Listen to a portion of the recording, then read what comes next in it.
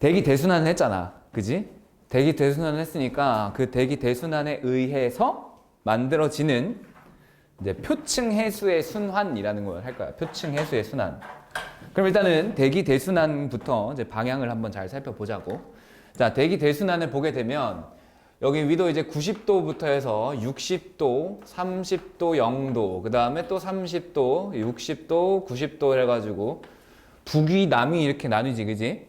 그러면은 대기 대순환은 실제로는 이제 바람 방향이 어떻냐면 90에서 60으로 내려오고, 그 다음에 30에서 60으로 올라가고, 그 다음에 30에서 0으로 내려가고, 그지? 그 다음에 요 남반구도 대칭적으로 30에서 0으로, 30에서 60으로, 90에서 60으로 이렇게 불었단 말이야. 근데 자, 요 노랑이는 그냥 대기 대순환만 고려했을 때고, 그지? 이때 여기 위도 0에서 30도의 순환을 뭐라 그래? 헤들리 순환이라 그러지. 헤들리 순환. 헤들리 순환. 그 다음에 30에서 60을 가지고 페렐 순환. 여기도 페렐 순환. 그 다음에 60에서 90을 가지고 극순환. 둘 다 이제 극순환 이렇게 했는데, 우리가 요거를 두 가지로 나눠봤던 게 있었어. 뭐냐면 헤들리와 극순환은 지표면에 직접적인 가열과 냉각으로 인해서 만들어지는 순환인 반면에, 페렐 순환 같은 경우에는 지구 자전에 의해서 만들어지는 간접 순환이다, 뭐 이런 얘기를 했었지. 그래서 자전이 일어나기 때문에 이렇게 3개씩 해서 총 6개의 순환세포가 만들어지는 거였고, 거기다가 추가로 자전으로 인해서 북반구와 남반구에 진행하는 바람의 방향이 꺾여서 진행됐잖아. 북반구는 어느 방향이었어? 가는 방향이 오른쪽. 그 다음에 남반구는 가는 방향이 왼쪽으로 해가지고 꺾어주지. 어떻게 그래? 그래서 얘가 이렇게 살짝 꺾이고, 그지? 얘는 이렇게 살짝 꺾이고, 얘는 이렇게. 그 다음에 요거는 이제 그대로 대칭적으로 그려가지고 이렇게 그려주고, 그 다음에 여기는 이렇게. 얘도 똑같이 이렇게. 그지? 그래서 각각의 이름이 어떻게 됐어? 요 헤들리 순환에 의해서 부는 바람, 무역풍이라 그러고, 여기 북반구의 무역풍을 북동 무역풍, 그 다음에 남반구를 남동 무역풍, 이렇게 얘기했었고, 30에서 60은 그냥 둘 다 똑같이 편서풍이라 그랬지. 편서풍, 편서풍, 여기도 편서풍. 그 다음에 60에서 90을 가지고 극동풍. 그렇지. 극동풍. 자, 그러면 이런 바람에 의해서 방금 전에 뭐라 그랬었냐면 표층 해수의 순환이라는 게 생긴다라고 했는데, 그냥 쉽게 생각하면, 자, 여기 고요하게 이렇게 잠겨있는 물이 있어. 여기 위에서 자꾸 니네가 바람을 후후 불어봐. 이렇게 후후 불면 그 바람에 의해서 이 물살이 왼쪽으로 계속 이동하게 되지, 그지? 그러면서 요 표면에 있는 물만, 요 깊은 물까지는 섞일 수가 없잖아. 요 표면에 있는 물에 대해서 바람 방향과 같은 방향으로 움직이는 것이 생기지. 그걸 가지고 이제 표층 해수의 움직임, 표층 해수의 순환이다라고 얘기를 하는 거야. 그래서 책에 보면은 우리 밑에 표층 해수의 순환에 대해서 나와 있지. 뭐라고 돼 있어? 뭐라고? 대기 대순환에 의해서 바람이 지속적으로 불면 대기와 해수의 마찰로 해수가 이동하여 표층 해류가 생성된다. 되죠? 그 다음에 난류라는 것과 한류라는 것, 이렇게 두 가지로 해류를 구분하는데, 첫 번째로 난류는 뜨거울 난자를 써가지고 더운 거야. 그러니까 저위도 지역이 더우니 저위도에서 고위도로 흐른다. 그 다음에 한류는 고위도에서 저위도로 흐르는 해류다. 그럼 이런 해류가 흐르면서 어떤 일이 벌어진다? 물질과 에너지의 수송이 같이 일어나고, 그 다음에 지구의 기후와 해양 환경에 중요한 영향을 미친다. 이렇게 돼 있는 거지. 자, 우리가 지금 살고 있는 곳이 지구이고, 그지? 우리나라가 껴있는 곳이 태평양 바다잖아. 그래서 태평양을 기준으로만 볼게. 자, 위도 0도 이렇게 적도를 쫙 그려놓고, 여기다가 태평양을 한번 그려보자고. 자, 거기 있는 거 그대로 그냥 그리면은, 한반도는 한 여기 위도 36도쯤 이렇게 있지, 그지? 한반도 이렇게 있어. 그 다음에 왼쪽에 이렇게 중국이 이렇게 크게 있고, 뭐 이렇게 내려오고 이런 형태로 있고, 그 다음에 오른쪽으로는 쭉 이제 올라가가지고 이렇게 시베리아 지역, 이렇게 러시아가 이렇게 있겠지, 그지? 그 다음에 여긴 뭔가 있는데 없는 듯 그려주진 않을게요. 여기 이렇게 울릉도 독도 딱 찍어주고. 그 다음에 이쪽에 인도 옆이지, 그치? 여기가 인도 옆이야. 그래서 인도 옆으로 4시 방향으로 인도네시아 섬들이 쫙 있고, 그 다음에 위도 30에서 60도 사이에 또 누가 있어? 30에서 오스트레일리아라고 하는 애가 이렇게 있죠. 오스트레일리아, 호주가 이렇게 있지, 그지? 그 다음에 여기 뉴질랜드 뭐 이런 나라 있고, 그 다음에 이쪽으로 옆으로 쭉 연결해가지고 이렇게 뭘 그리면 돼? 북아메리카 이렇게 대충 그리면 되지, 그지? 그리고 이쪽 아래로 뭐가 그려지면 돼? 이제 멕시코 하나 딱 그려주면 되지. 멕시코 이렇게 이런 식으로, 그지? 그리고 또 쭉 내려와가지고 이제 여기에 남아메리카 뭐 대충 이렇게 그리면 되겠다, 그지? 이렇게 그려놓으면 이제 세계 지도에서 태평양 그려놓은 거잖아, 그지? 그래서 자, 이 태평양 바다를 기준으로 여기 왼쪽을 가지고 뭐라고 하면 돼? 서태평양이라고 하면 되지. 그 다음에 여기 오른쪽을 가지고 동태평양이라고 하면 되지. 그지? 자, 그러면은 바람의 방향과 맞게 한번 해류를 그려보자고. 일단은 여기 저위도 지역은 태양 에너지가 많이 들어오니까 바닷물이 따뜻할 거야, 그지? 그래서 난류, 핑크색으로 하고, 차가운 거는 한류, 파란색으로 할게. 자, 일단 무역풍행에서 바람 부는 거, 오른쪽에서 왼쪽으로, 동쪽에서 서쪽으로 가지? 그러니까 무역풍행에서 이렇게 움직이는 순환이 생기는 거야. 요거를 뭐라고 부르면 돼? 적도의 위쪽, 북적도 해류가 흐른다라고 하면 돼. 북적도 해류. 그러면 이렇게 북적도 해류라고 하는 애가 동쪽에서 서쪽으로 쫙 오다 보니까 왼쪽에 이제 대륙으로 막혀 있지. 그치? 왼쪽에 대륙으로 인해서 막혀 있잖아. 대륙으로 인해 막혀 있는데 계속해서 물이 오면은 어디로 가겠어? 올라갈 수밖에 없지. 그래서 여기서 이제 갑자기 북쪽으로 이렇게 북상하는 이런 해류가 만들어져. 요게 이제 우리나라에 영향을 주는 해류가 되겠지.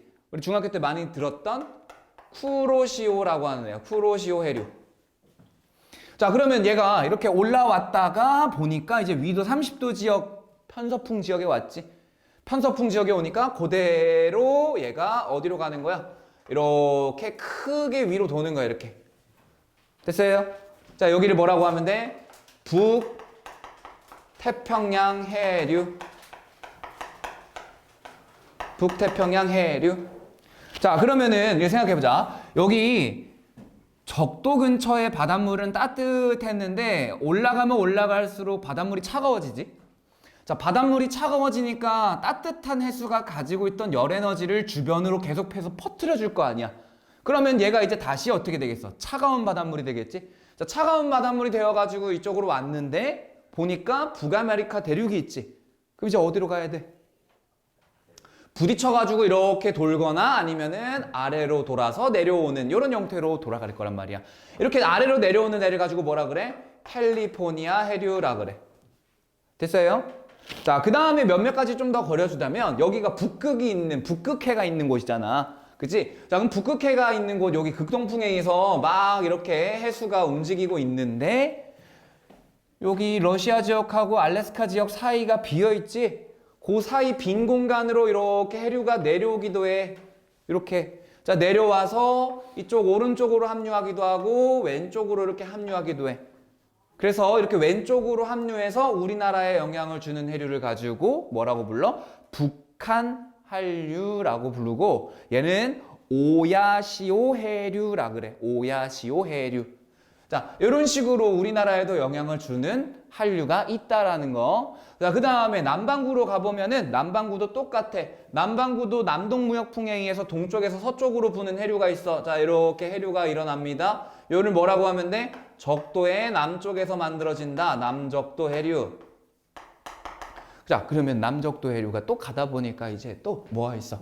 여기 막 섬나라들 많이 있고 호주도 있고 이러잖아. 그지? 그러니까 얘가 또 어디로 가겠어? 이렇게 빙글 돌아가지고 또 아래로 내려가는 거야. 자, 여기를 뭐라고 하냐면 오스트레일리아 동쪽에서 흐르는 해류다 해서 동오스트레일리아 해류라 그래. 동오스트레일리아 해류. 자, 이렇게 내려왔더니 무슨 일이 벌어졌냐면 여기 아래쪽에 이제 남극 대륙이라고 엄청 거대한 대륙이 있잖아. 그지? 그 남극 대륙에서 대륙을 가로질러서 이렇게 빙글빙글 돌아가는 남극 순환류라고 있는 애가 있는데 이 남극 순환류에 의해서 합류한 동오스트레일리아 해류가 같이 이동하다가 남아메리카 대륙에 부딪히면서 이제 어디로 가? 다시 위로 올라가.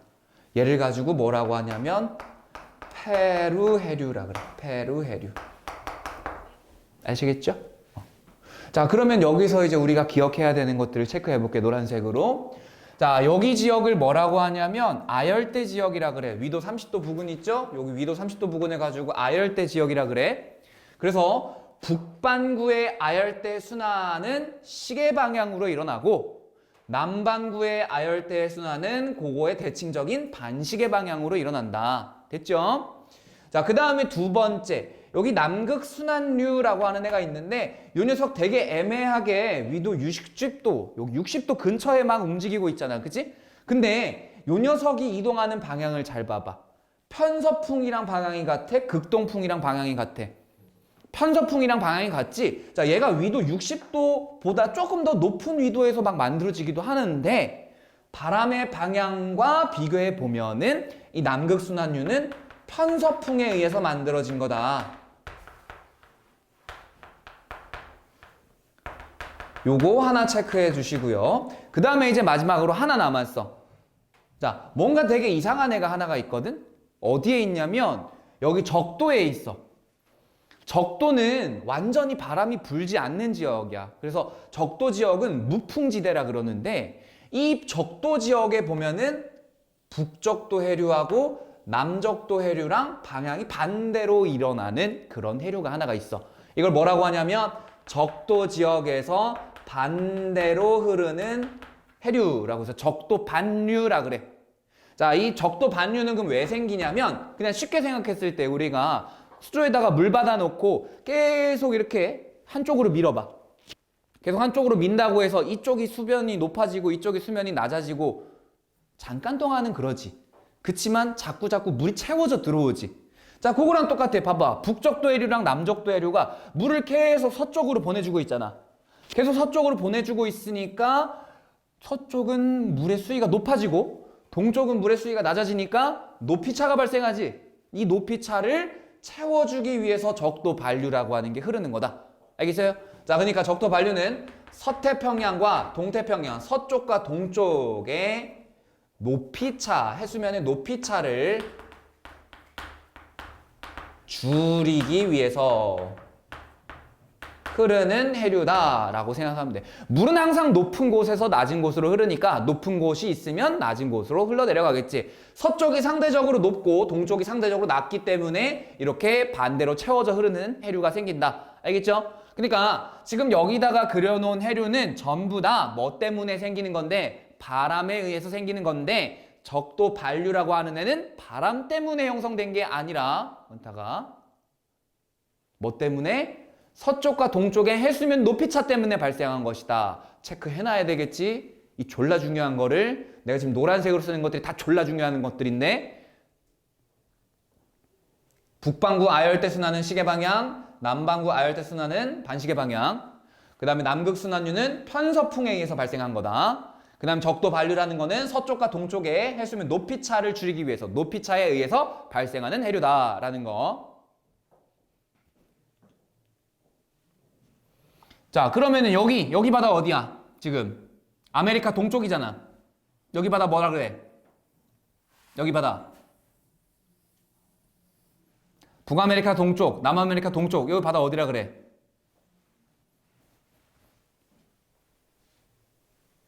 우리 5대양 6대주라고 하잖아. 그게 뭔 뜻이야? 5개의 대양 해안이 있고 6대주 6개의 대륙이 있다. 5개의 바다가 어디야? 태평양. 대서양 어디 있어? 여기 있잖아. 여기가 대서양이잖아. 인도양, 북극해, 남극해. 여기 대서양이잖아. 자, 그럼 대서양에도 순환이 생기겠지, 똑같이. 어떻게? 대서양도 순환이 아열대의 시계 방향, 그 다음에 여기 아열대 반시계 방향 이렇게 생길 거야. 그래서 책에 그림 봐봐봐. 책에 그림 보면은 자, 북적도 해류가 똑같이 있고요. 멕시코 만류라고 하는 애가 빙그르르 돌아서 올라가지. 맞아요? 그 다음에 카나리아 해류라고 하는 애가 빙그르르 또 시계 방향을 돌면서 한류로 내려가지. 그 다음에 남반구 보세요. 브라질 해류가 반시계 방향으로 돌아서 내려가죠. 그 다음에 벵겔라 해류가 시계 반대 방향으로 돌아서 올라가죠. 자, 이런 식으로 아열대 순환은 북반구하고 남반구가 대칭적이고 북반구는 시계 방향, 남반구는 반시계 방향으로 흐른다. 알겠죠? 자, 이런 식으로 계속해서 해류가 움직이면서 끊임없이 움직이면서 뭘 해준다? 물질과 에너지를 수송을 해주는데 만약에 기후변화로 인해서 이 바람이 약해지고 해류가 약해진다면 원타가 어떤 일이 벌어질까? 어떤 일이 벌어질까? 라는 말만 들었겠지. 뭐가? 내가 뭐라 그랬는데? 맞잖아. 어떤 일이 벌어질까만 들었지. 해류가 약해지면 어떤 일이 벌어질까? 물질과 에너지의 수송이 끊기지. 에너지 수송이 끊긴다라는 거는 뭐야? 고위도로 남는 열 에너지를 보내주지 못한다라는 거잖아. 그러면은 저위도는 계속해서 어떻게 되고? 뜨거워지고 고위도는 계속해서 차가워지다 보면 그 차가운 기운이 계속해서 남아하겠지? 계속 내려오겠지? 좆되는 거예요. 알겠어? 자, 그러면 이러한 해류가 불기 때문에, 해류가 움직이기 때문에 저위도하고 고위도의 기온 차이를 극복을 해주는데 저위도와 고위도로 이동하는 해류를 아까 난류하고 한류 이렇게 얘기했지. 이동하는 방향은 어떤 방향이다? 난류? 저위도에서 고위도로 움직여주고요. 그래서 열에너지를 남는 저위도의 열에너지를 고위도로 보내준다. 그러면 한류라는 애는 어떤 애야? 고위도에서 저위도로 이동하면서 쉽게 생각하면 이거야. 고위도에서 저위도로 열에너지를 받으러 가는 거야.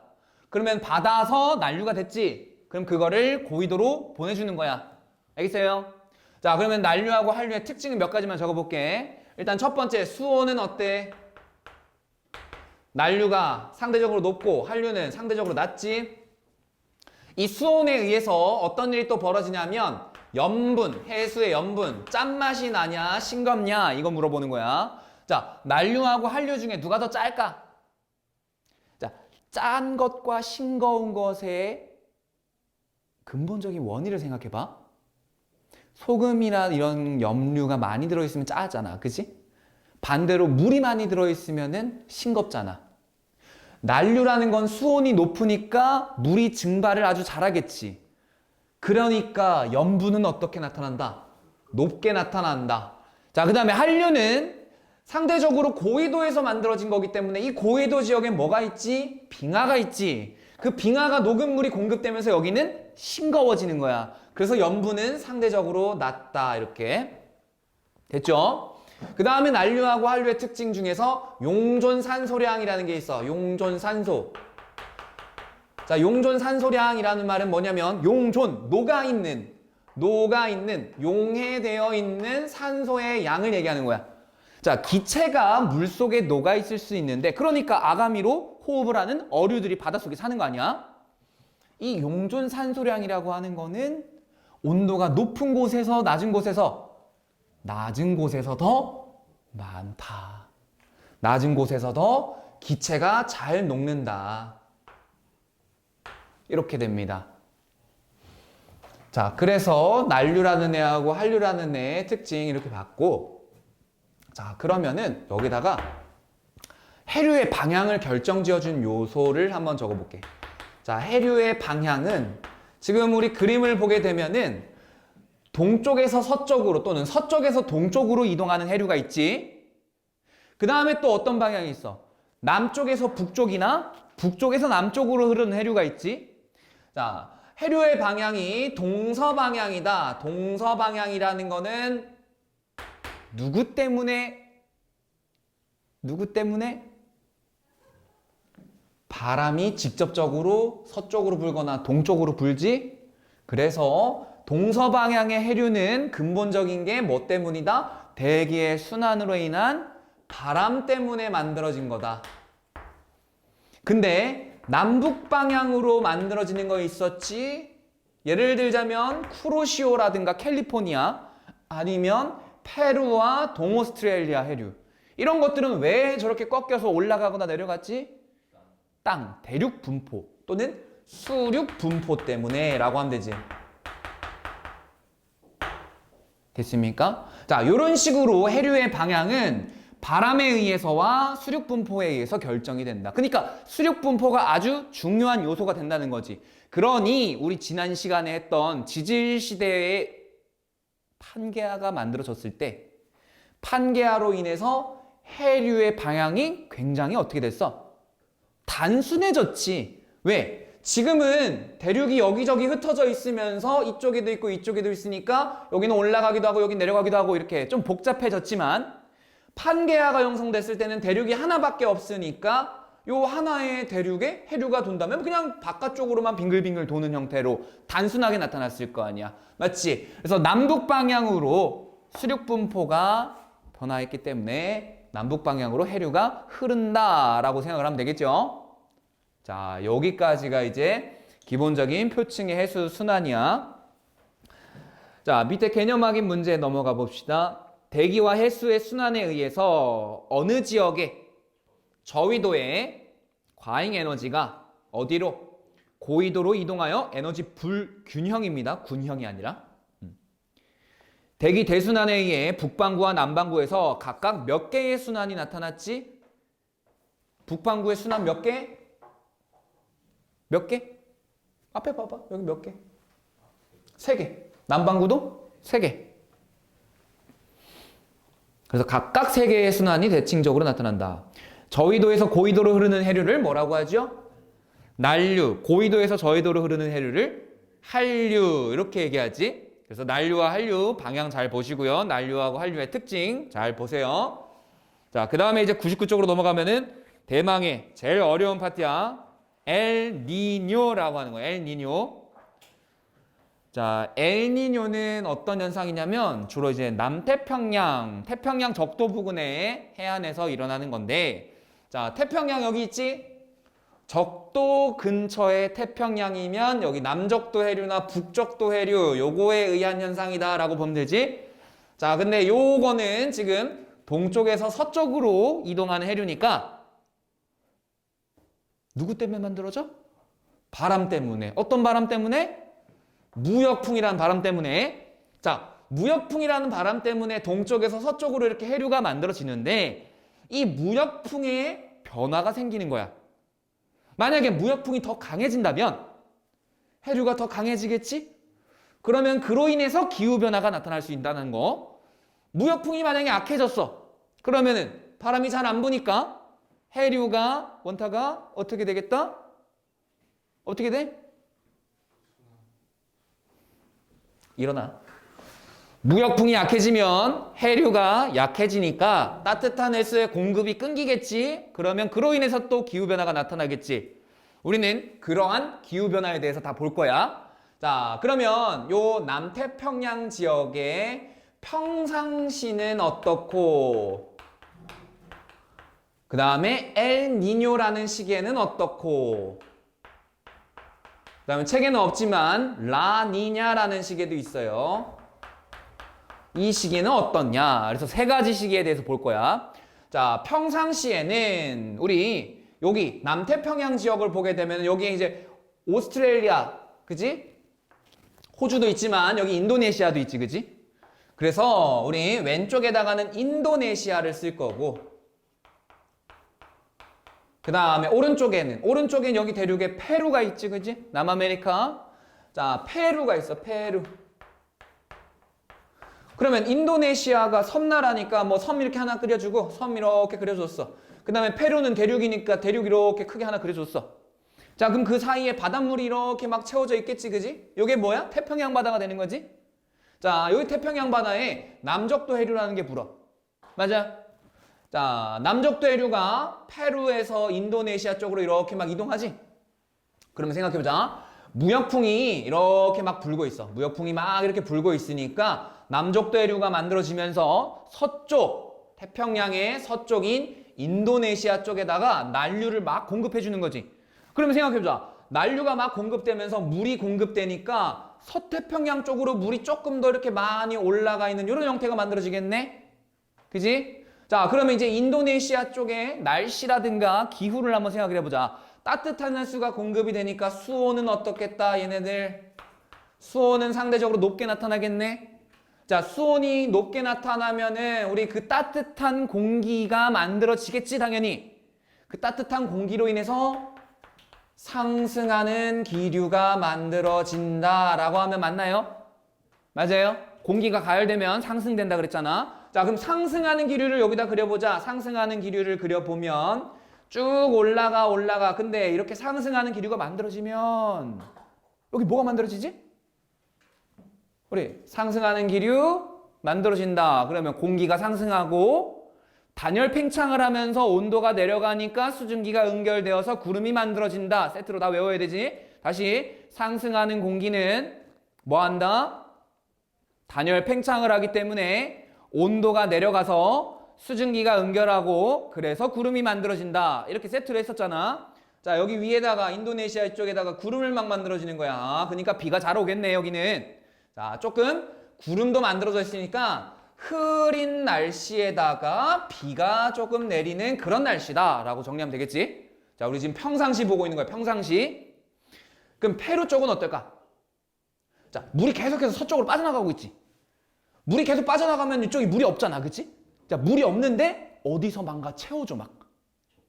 어디에서. 그치? 적도 반류도 채워주는데 이 적도 반류가 이렇게 오는 데는 시간 되게 오래 걸리잖아. 그치? 그러니까 적도 반류 말고 뭐도 있냐면 아래쪽에 있는 심층물이 위로 솟구쳐 올라오면서 공급이 되는 거야. 그림으로 그리자면 마치 이런 거지. 따뜻한 해수가 이렇게 조금 더 깊은 바다까지 분포하고 여기가 지금 깊이가 이렇게 내려간다고 했을 때 따뜻한 해수가 이렇게 있으면 차가운 해수가 상대적으로 페루 쪽에는 이렇게 높게 있는 거야. 이렇게 높게 많이 올라와 있는 거야. 이렇게 따뜻한 해수가 위로 상승해서 올라오는 걸 뭐라고 하냐면 용승현상이라 그래.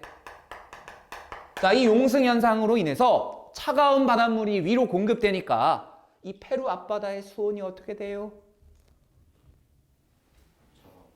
그렇지. 말하기 싫은 거지. 수온이 어떻게 된다? 내려간다. 자, 수온이 내려가면 공기도 같이 냉각이 되겠네. 공기가 같이 냉각되면 상승기류예요? 하강기류예요? 하강기류예요. 하강기류가 만들어지고 그럼 하강기류를 똑같이 그려주면 페루 쪽에 하강기류가 만들어지면 있던 구름도 소멸하겠네. 맞아? 구름이 있다가도 소멸하지? 이것도 세트로 외워야 되는 거 뭐 있었어? 공기가 하강하면요 단열 압축이 되고 단열 압축이 되면 온도가 올라가기 때문에 물방울이 다시 증발하면서 수증기가 만들어지고 그로 인해서 구름이 소멸되는 거다. 과정이 있었지. 자, 구름도 없어져. 그러니까 굉장히 구름 한 점 없이 맑은 날씨가 만들어지겠다. 자, 이게 평상시야. 왜 보아야 되냐면 평상시에는 이렇는데 이때와 이때는 인도네시아와 페루의 날씨나 기후가 어떻게 변한다라는 거를 알아야 되기 때문에 비교를 해야 되기 때문에 하는 거야. 자, 그러면 엘니뇨라고 하는 건 뭐냐면 스페인어로 남자아이 또는 아기 예수를 뜻하는데 예수하면은 떠오르는 날이 우리 조만간에 다가오는 크리스마스잖아. 그치? 딱 그 기점을 전후로 발생하기 때문에 이러한 명칭이 붙은 거야. 그러면 이 엘니뇨라는 시기는 어떤 거냐면 상대적으로 무역풍이 약해지는 시기야. 과학자들도 이 원인은 몰라. 무역풍이 왜 약해지는지는 몰라. 무역풍이 약해지는 이유는 그냥 대기대순환이 약해져서 그렇다 정도로만 설명을 하지 이것 자체의 원인은 몰라. 근데 이렇게 약해지면 이런 현상이 일어난다는 거는 관측을 통해서 알아냈어. 그럼 이 현상은 어떤 거냐? 자, 똑같이 인도네시아하고 페루를 그려보자. 서쪽에 인도네시아, 동쪽에 페루 그려놓고 똑같이 인도네시아 섬나라 하나 그려주고 페루는 대륙 거대하게 하나 그려놓고 자, 이번에 바람을 그려보면 무역풍이라는 게 페루에서 인도네시아 방향으로 즉 동쪽에서 서쪽 방향으로 불잖아. 근데 그가 약해지는 거야. 약해지다 못해 막 이런 식으로 불다 말다 하는 거야. 그러면 이 남적도 해류라는 게 잘 만들어져? 못 만들어져? 잘 못 만들어져. 그러면 따뜻한 해수가 인도네시아 쪽으로 잘 이동한다? 못한다? 못한다. 그러면 자, 여기랑 비교해보자. 이 남적도 해류가 불기 때문에 인도네시아 쪽으로 물이 좀 더 올라갔지. 근데 이때는 남적도 해류가 약하니까 좀 올라가 안 올라가? 덜 올라가게 되겠지, 그지? 자, 이런 식으로 거의 비슷해지는 거야. 그러면 따뜻한 해수가 가는 둥 마는 둥 하다가 막 빙글을 돌고 막 이런 식으로 나타날 거 아니야. 그러면 상대적으로 평상시랑 비교하는 거야. 인도네시아는 수온이 평상시보다 어떻게 된다? 낮아진다. 자, 그러면 하강하니까 상승기류야, 하강기류야? 하강기류가 만들어져. 자, 하강기류가 만들어지면 날씨는 원래 어떻게 돼야 돼? 맑아져야 되지? 자, 아주 맑고 좋은데, 니네 생각해보자. 비가 잘 내리던 계절에 비가 안 내리고 맑은 날씨만 유지된다고 생각해봐. 그러면 주변에 물이 없는 거잖아. 가뭄이 발생하겠지. 그래서 인도네시아에 가뭄이 발생하고, 그리고 수증기가 굉장히 적어지다 보니까 그냥 계속 일어나 있어요. 계속 일어나 있어요. 뭘 앉아 자꾸. 자, 가뭄이 계속 진행되다 보니까 건조한 환경에서 산불 피해 등이 잘 나타나겠지. 맞아? 체크해놔. 그 다음에 페루. 페루는요, 이번에 따뜻한 해수가 상대적으로 서쪽으로 많이 이동 못했으니까 여기 밑에 그림을 그려보게 되면은 따뜻한 해수가 이렇게 거의 비슷하게 분포하겠지. 이런 식으로. 그지? 그리고 아래쪽에 차가운 해수가 이렇게 있겠지. 맞아? 자, 그러면 평상시에 비하면 이 차가운 해수가 올라오는 정도가 강해질까, 약해질까? 약해지겠지. 자, 용승이란 현상이 약해진다. 자, 용승이 약해지니까 수온은 어떻게 될까요? 상대적으로? 수온은 상대적으로 상승하게 되고, 그로 인해서 상승하는 기류가 만들어질 거고, 그지? 이 상승 기류가 만들어지면 또 쫙 그려줬을 때 여기 구름망 만들어지면 되겠네요. 그지? 그럼 여기 날씨가 어떻게 돼? 비 오지 뭐. 그지? 흐리고 비가 내리는데, 자, 이 페루 지역은 원래 날씨가 어땠어? 맑았지? 이게 맑은 곳에서 갑자기 비가 막 내린대. 그러면 그 대비가 안 돼 있을 거 아니야. 비가 막 내리니까 이제 홍수가 발생하는 거지. 이쪽에 홍수가 발생하는 거다. 이렇게 되는 거야. 알겠습니까? 이게 엘니뇨라고 하는 현상이야. 자, 그러면 라니냐는 뭐냐면 엘니뇨에 반대되는 현상이야. 그러면 엘니뇨의 반대로 나타내면 남자아이니까 여기는 여자아이 라는 뜻이고, 자, 무역풍이 약해진 거니까 여기는 무역풍이 강해진 거.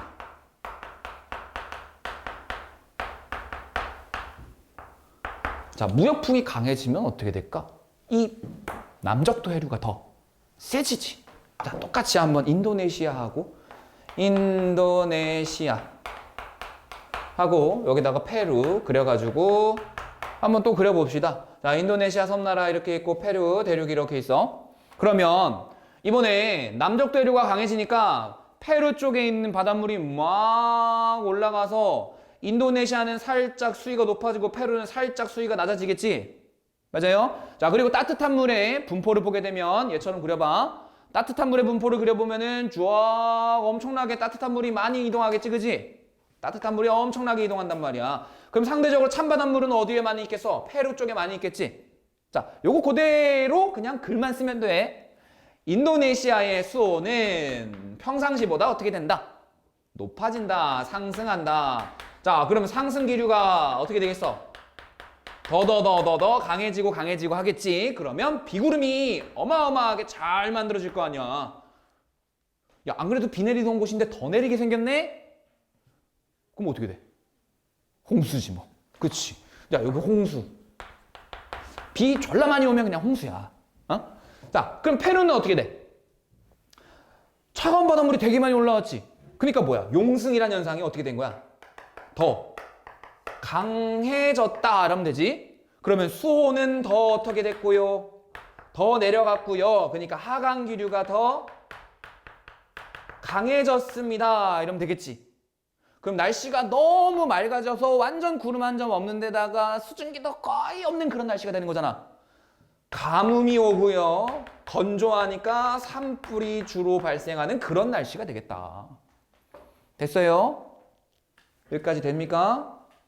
자, 그러면 이제 평상시하고 엘니뇨, 라니냐 어떻게 기억하면 돼? 평상시에 서태평양 어떻다? 비 내리고 동태평양 그냥 맑다. 엘니뇨 때는 어떻게 되는 거야? 반대로 되는 거지. 동태평양에 빛이 올라와. 서태평양은 가뭄이 생겨. 라니냐는 어떤 거야? 평상시에 일어나는 일들이 더 강하게 일어나는 거야. 그래서 서태평양 비 오던 게 졸라 많이 와서 홍수 내리는 거고, 동태평양 날씨 맑은 날씨였는데 졸라게 너무 쨍하게 맑아서 맑디 맑아 가뭄이 생기는 거야. 알겠습니까? 그럼 이거를 문제에서는 어떻게 주냐면 이런 용어를 줘요. 수학적으로 수온 편차라고 하는 걸로 줄 거야. 자, 편차가 뭐야? 이거 중학교 때 뭐 그런 거 하면서 배웠잖아. 뭐 편차, 그치? 표준 편차, 분산 뭐 이런 거 하면서 배웠지? 편차 어떻게 계산해?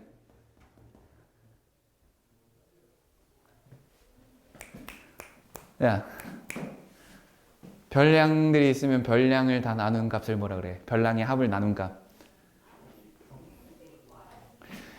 A, B, C, D 있어. A, B, C, D 다 더하는 데는 4로 나눴어. 이거 뭐라 그래? 평균값. A에서 평균을 빼, B에서 평균을 빼, C에서 평균을 빼, D에서 평균을 빼. 이게 별량 마이너스 평균값 편차란 말이야. 그 편차의 제곱의 평균값을 뭐라 그래? 분산이라 그러지. 분산의 루트 씌운 걸 뭐라 그래? 표준 편차라 그러지. 니네가 나보다 수학을 더 잘해야 될 거 아니야. 벌써 다 까먹었어 그거. 어? 통계에서 나오잖아 그거. 그지? 자, 이 편차는 어떤 별량이라고 하는 값들에 대해서 값들을 평균값으로 빼주는 거야. 그럼 여기서 이제 수온 편차라 그랬으니까 수온의 측정값이 있겠지. 수온 측정값. 이 수온 측정값을 평균값을 빼주는 거야. 내가 뭐 특정한 시기에 서태평양의 바다의 온도를 쟀어. 온도를 쟀는데 그 값이 평균값보다 높으면은 편차가 어떻게 되겠어? 플러스가 되는 거지, 그치? 편차가 플러스다라는 거는 수온이 어떤 거다? 평상시보다 올라간 거다 이러면 되지. 편차가 부호가 마이너스가 나왔어. 그럼 평상시보다 수온이 어떻게 된 거다? 낮다 이렇게 된 거지, 그치? 자, 평상시에는 그냥 평균값이라고 생각하면 돼. 엘니뇨 시기 한번 생각해 볼까? 엘니뇨 시기 여기 인도네시아 쪽은 수온이 하강했지. 평균보다 수온이 내려갔지. 그럼 편차가 양의 값이겠어? 음의 값이겠어? 음의 값이야. 인도네시아 편차 음의 값이 나와. 페루는 수온이 올라갔지. 수온이 올라갔으니까 편차가 어떻게 돼? 양의 값이 나올 거야. 라니냐 인도네시아 어떻게 됐어? 수온이 평상시보다 더 올라갔지. 편차가 무슨 값? 양의 값.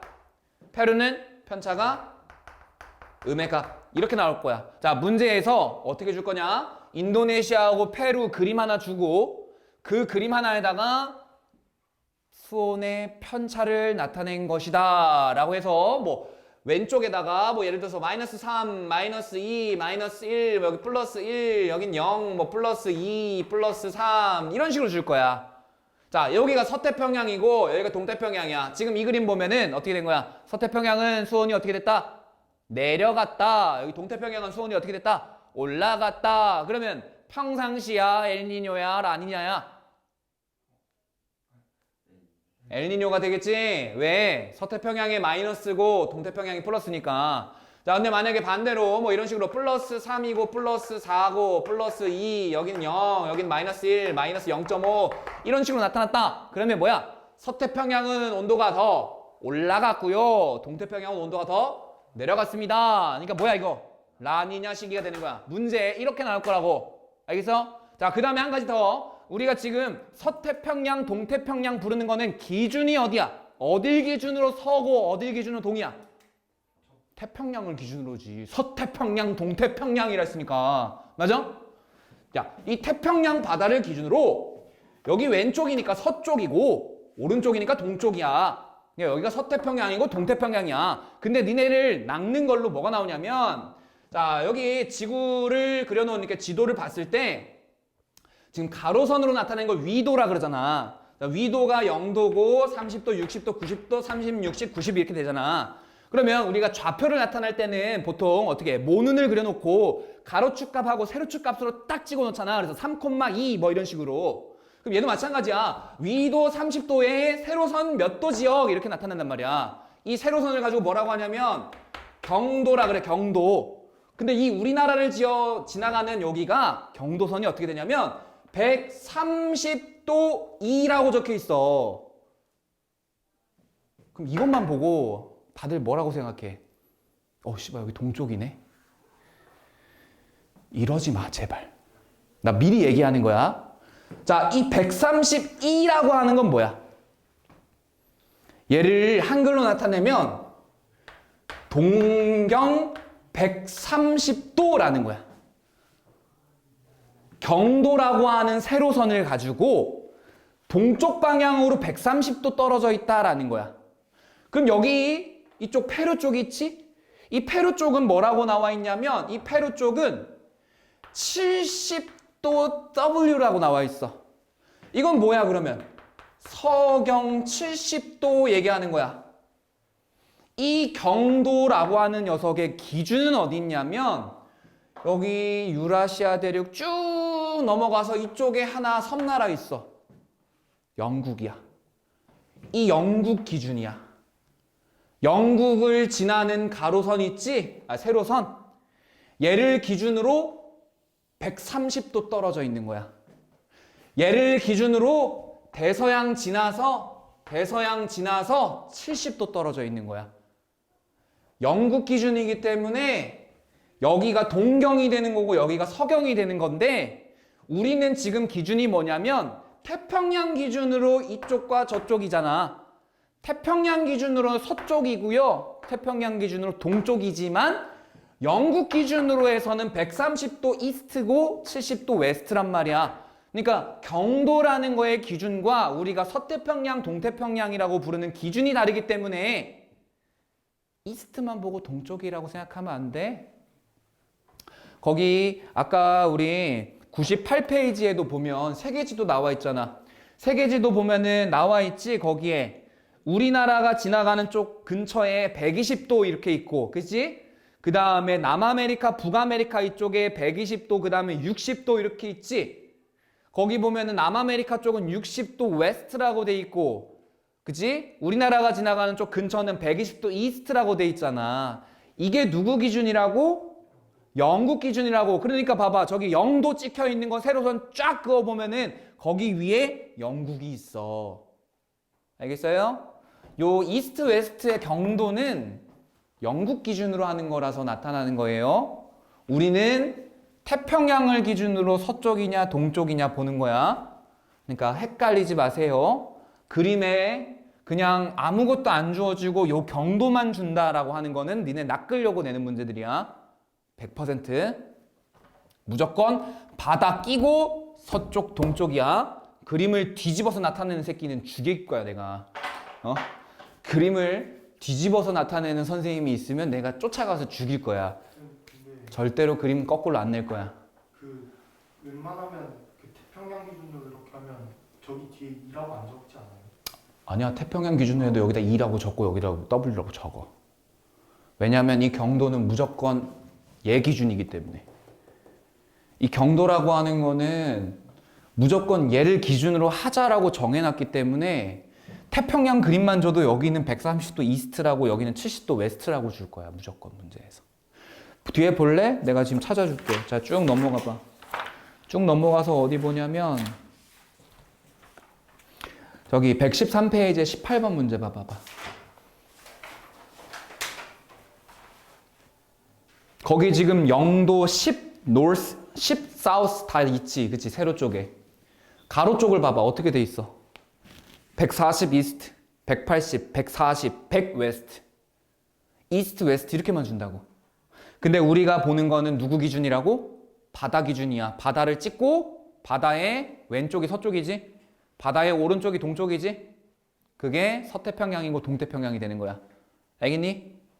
이스트 웨스트는 무조건 영국 기준이기 때문에 서태평양이라도 그냥 130 이스트라고 줄 거야. 동태평양이라도 70 웨스트, 80 웨스트, 70 웨스트, 80 웨스트 이렇게 줄 거라고. 그러니까 요건 아끼지 마.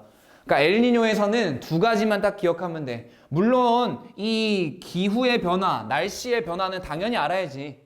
그 다음에 원인도 당연히 알아야지. 근데 문제를 풀 때 키포인트가 되는 거는 요런 걸 준다든가 아니면 요런 걸 준다는 거야. 편차가 어떤 거고 편차가 어떻게 나타나느냐에 따라서 요거는 엘니뇨, 요거는 라니냐. 그리고 제발 엘니냐 이렇게 쓰지 마. 라니뇨 이렇게 쓰지 마. 제발. 진짜 나 이거 이렇게 써가지고 틀리는데 몇 번 봤거든? 라니냐도 나와요. 라니냐 나와. 니네 부교재에 있어. 엘니뇨, 라니냐 이렇게 되는 거야. 원래는 라니냐 같은 경우에는 조금 더 심화로 나오는 거고 정규 교육 과정에 빠져 있어. 엘니뇨만 나와. 근데 부교재에 실어놨으니까. 알겠죠? 엘니뇨, 라니냐. 니뇨, 니냐. 엘니뇨, 니냐. 자, 이렇게 되는 거고. 자, 그 다음에 밑에 사막화 있지? 자, 사막화는 쉽게 생각해보자. 사막은 언제 만들어질까? 사막, 그치? 더울 때라는 거는 물이 잘 증발할 때지. 근데 비는 와, 안 와? 비는 안 오지. 자, 그래서 사막의 조건 두 가지 써보자. 첫 번째, 증발은 어때야 된다? 증발 많아야지, 그치? 많이 증발해서 날아가야 돼. 물이 없어야 돼. 자, 근데 강수는 어때야 돼? 적어야 돼. 자, 이 두 가지 조건을 만족하는 곳 한번 볼게. 자, 증발이 잘 일어난다라는 거는 온도가 어떤 지역이다? 높은 지역이다. 이렇게 보면 되겠네. 자, 강수가 적은 지역이다 라고 하는 건 비구름이 거의 없다. 그러니까 비구름이 거의 없어야 되는 거니까 우리 다시 여기로 돌아와가지고 상승기류 지역, 하강기류 지역, 하강기류 지역, 하강기류 지역이니까 하강기류 지역이면은 저기압이에요? 고기압이에요?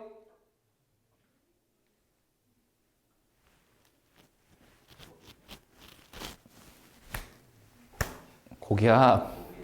꽉꽉 눌러버리잖아. 그지? 고기압. 자, 온도가 높은 곳은 고위도예요? 저위도예요? 저위도. 그 다음에 고기압인 지역을 한번 찾아볼게. 고기압인 지역은 어떻게 되냐면 우리 앞에 대기 대순환 했었지? 대기 대순환에서 이렇게 그림 그렸어. 자, 위도 0도, 여기 30도, 60도, 90도 이렇게 있지? 그러면은 90도 지역은 하강기류, 맞아? 0도 지역은 상승기류, 그치? 자전하기 때문에 30의 하강, 60의 상승 이렇게 됐지? 자, 고기압 지역 골라봐. 어디? 여기는 고야 저야? 저. 여기는 고. 여기는 저. 여기는 고. 고기압 지역 여기하고 여기네. 그러니까 위도 몇 도하고 몇 도? 30도 부근하고 90도 부근. 맞아? 자, 두 가지 조건 다 만족하는 곳 어디야? 두 가지 조건 다 만족하는 곳 어디야? 30도 부근이지? 자, 찾아봐. 다 30도 부근이야. 맞아요? 다 위도 30도 부근이지? 사하라 사막, 고비 사막, 그지? 그 다음에 모하비 사막, 맞아요? 그레이트 샌디 사막, 전부 다 30도 근방에 있는 지역들이지? 맞아? 자, 이게 자연적으로 발생하는 사막들은 다 이렇게 위도 30도 부근에 있는 거야. 이유는 뭐다? 증발은 많은데 강수는 적기 때문에 증발은 많다, 온도는 높은데 강수가 적다, 고기압 지역이다. 이렇게 되는 거야. 자, 근데 이러한 사막화 지역이 점점점 넓어지고 있어. 왜 넓어지고 있을까? 토양이라고 하는 게 우리 시간이 지나면 토양의 풍화를 배워서 우리 앞에서 이렇게 암석에 풍화 이런 걸 배웠어. 풍화가 된다라는 건 잘게 뽀개지면서 점차 막 성질이 변하기도 하면서 시간이 지나서 엄청 오랜 시간 지나면 모래알맹이가 되지. 이 토양의 풍화가 잘 일어나는 거는 식물이 적게 자라거나 거의 못 자라거나 거의 자라지 못하는 그러한 상태에서 풍화가 잘 일어나. 식물이 자라고 있으면 식물의 뿌리가 그 암석을 붙잡아주고 토양을 붙잡아주고 있기 때문에 풍화가 잘 일어나진 않지만 얘네가 자라지 못하는 그런 환경에서는 지속적으로 계속해서 풍화작용만 일어날 거 아니야. 그래서 첫 번째가 과도한 경작. 2모작, 3모작으로 과도한 경작을 하게 되면, 자, 과도한 경작을 하게 되면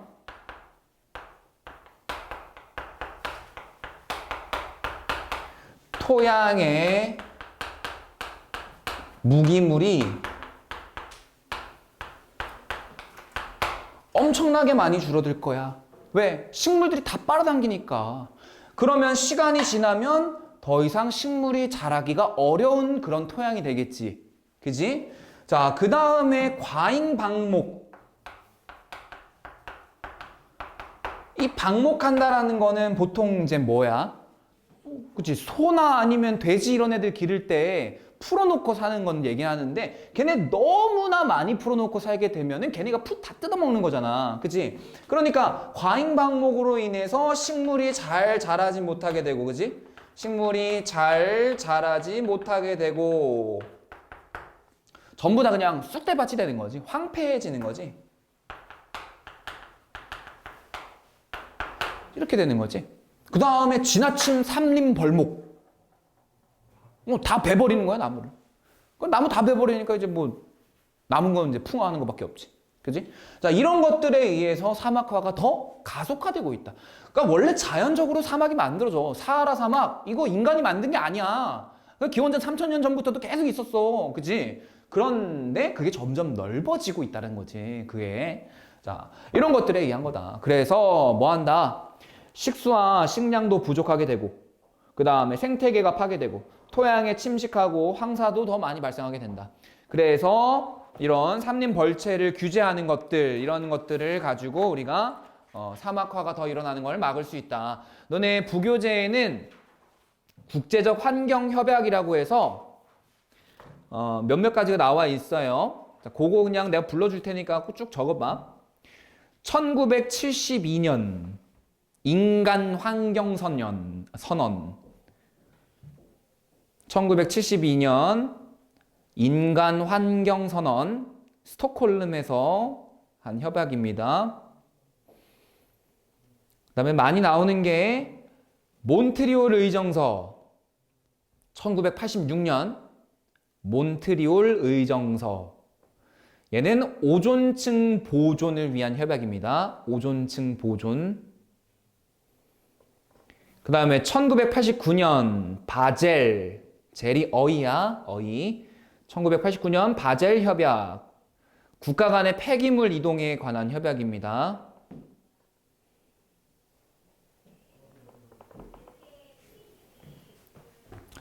그 다음에 1992년 리우 환경협약, 리우데자네이루에서 리우 환경협약. 온실기체 제한하는 협약입니다. 온실기체 제한. 그러니까 탄소 배출권, 이산화탄소를 얼마나 배출할 수 있는가에 대한 탄소 배출권에 관한 협약입니다. 그 다음에 1997년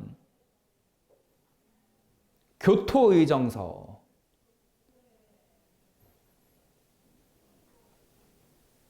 교토의정서, 국가 간 온실기체 감축 목표치 규정 협약. 국가 간 온실기체 감축 목표치 규제 협약. 규정 협약. 그러니까 온실기체를 발생을 시키는데 어쩔 수 없이 발생할 수밖에 없잖아. 우리가 뭐 난방기를 쓰든 뭐 이것저것 쓰든 쓸 때마다 이산화탄소가 나온단 말이야. 그치? 그 이산화탄소 발생량을 제한하는 거지. 목표치까지. 자, 이렇게 되고요. 그래서 우리 미래의 환경은 점차 어떻게 되고 있다? 온도가 올라가고 있죠. 기후가. 자, 이렇게 온도가 올라가면서 우리나라 같은 경우에는 점점 온도가 올라가는데 우리 한반도라고 하는 지역은 한반도 얘는 전 세계 평균 상승량, 평균 기온 상승량보다 더 많이 상승했을까? 더 적게 상승했을까? 더 많이 상승했어. 이유는 뭘까? 자, 대부분의 열 에너지를 머금고 있는 게 뭐지? 우리 지구 전체에서? 수권이야, 수권. 이 수권에 열 에너지가 저장이 되어 있는데 우리나라 삼면이 다 바다로 둘러싸여져 있지. 그지? 그러다 보니까 이 한반도는 전 세계 평균 기온 상승량보다 더 크게 증가하고 있고요. 그래서 우리 이 한반도가 지금 어떻게 되고 있냐면 지구 온난화로 인해서 식물의 천이라고 하는 게 일어나고 있는데 이 천이라고 하는 거는 그냥 마치 그런 거라고 생각하면 돼. 우리 막 한국사 시간에 보게 되면은 막 수도를 천도한다 뭐 이런 말 있지, 그치? 수도를 옮기고 막 이러는 거잖아, 그치? 식물이 이동하는 거야. 식물이 이동하는 건데 어떻게 이동하냐면 점점 북상하고 있어. 올라가고 있어. 그래서 예전에는 우리 제주도나 이런 데에서 뭐 바나나, 파인애플 재배할랑 말랑 했다면 이제는 경상도 쪽에서도 바나나가 재배가 가능해. 그만큼 엄청나게 뜨거워졌다는 거야. 알겠죠? 우리나라는 원래 온대 기후였거든?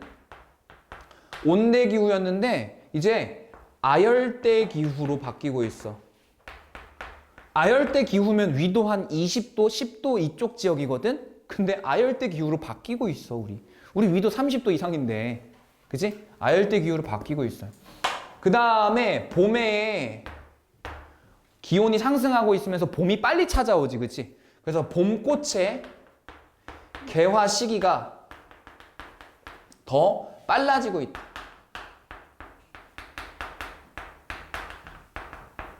이런 것들. 이런 것들이 있습니다. 니냐 니뇨예요. 니뇨 니냐, 니냐 니뇨, 니뇨 니냐. 엘니뇨가 뭐라고? 무역풍이 약화. 자, 그러면 엘니뇨 시기에는 동태평양과 서태평양 중에서 해수면의 높이가 어디가 더 높을까? 아니다. 라니냐 때. 라니냐 시기는 해수면의 높이가 동태평양이 높을까? 서태평양이 높을까? 서태평양. 이유는?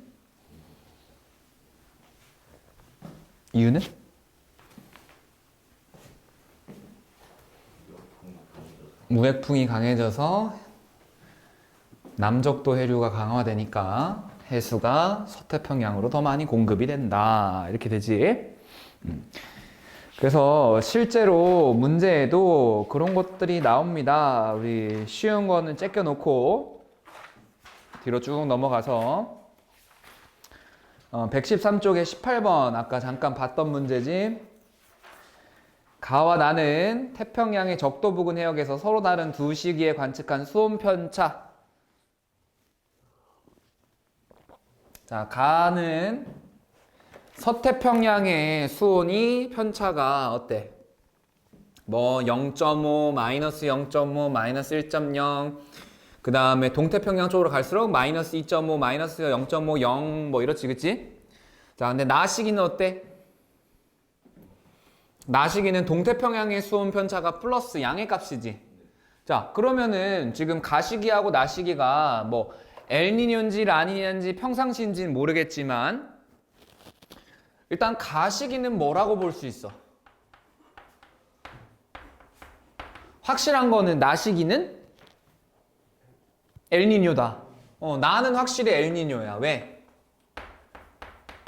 동태평양의 수온이 올라갔으니까. 그러면 가시기는 조금 애매하지? 그러니까 평상시라고 합시다. 라니냐라면은 서태평양의 수온이 확 올라가야 되는데 그렇진 않잖아. 자, 가보다 나시기의 큰 값을 나타내는 것만 고르래. 자, 무역풍 언제 강해? 무역풍 엘니뇨 때 강해? 평상시에 강해? 평상시에 강해. 그러면은 가가 더 크지. 기억번 탈락. 니은번 A 해역의 강수량. A 해역 강수량. 자, A 해역은 어느 지역이지? 동태평양이야, 서태평양이야? 서태평양이라 그래야 돼. 서태평양. 자, 서태평양은 평상시에 비가 내리지? 근데 엘니뇨 시기에는 비가 안 내리는 거지. 그러니까 A 지역의 강수량 가가 나보다 더 크다. 이러면 되겠네. 그 다음에 B 해역의 해수면 높이. B가 지금 어디야? 동태평양 쪽이지? 자, 동태평양 쪽에 해수면 높이. 어떻게 되지?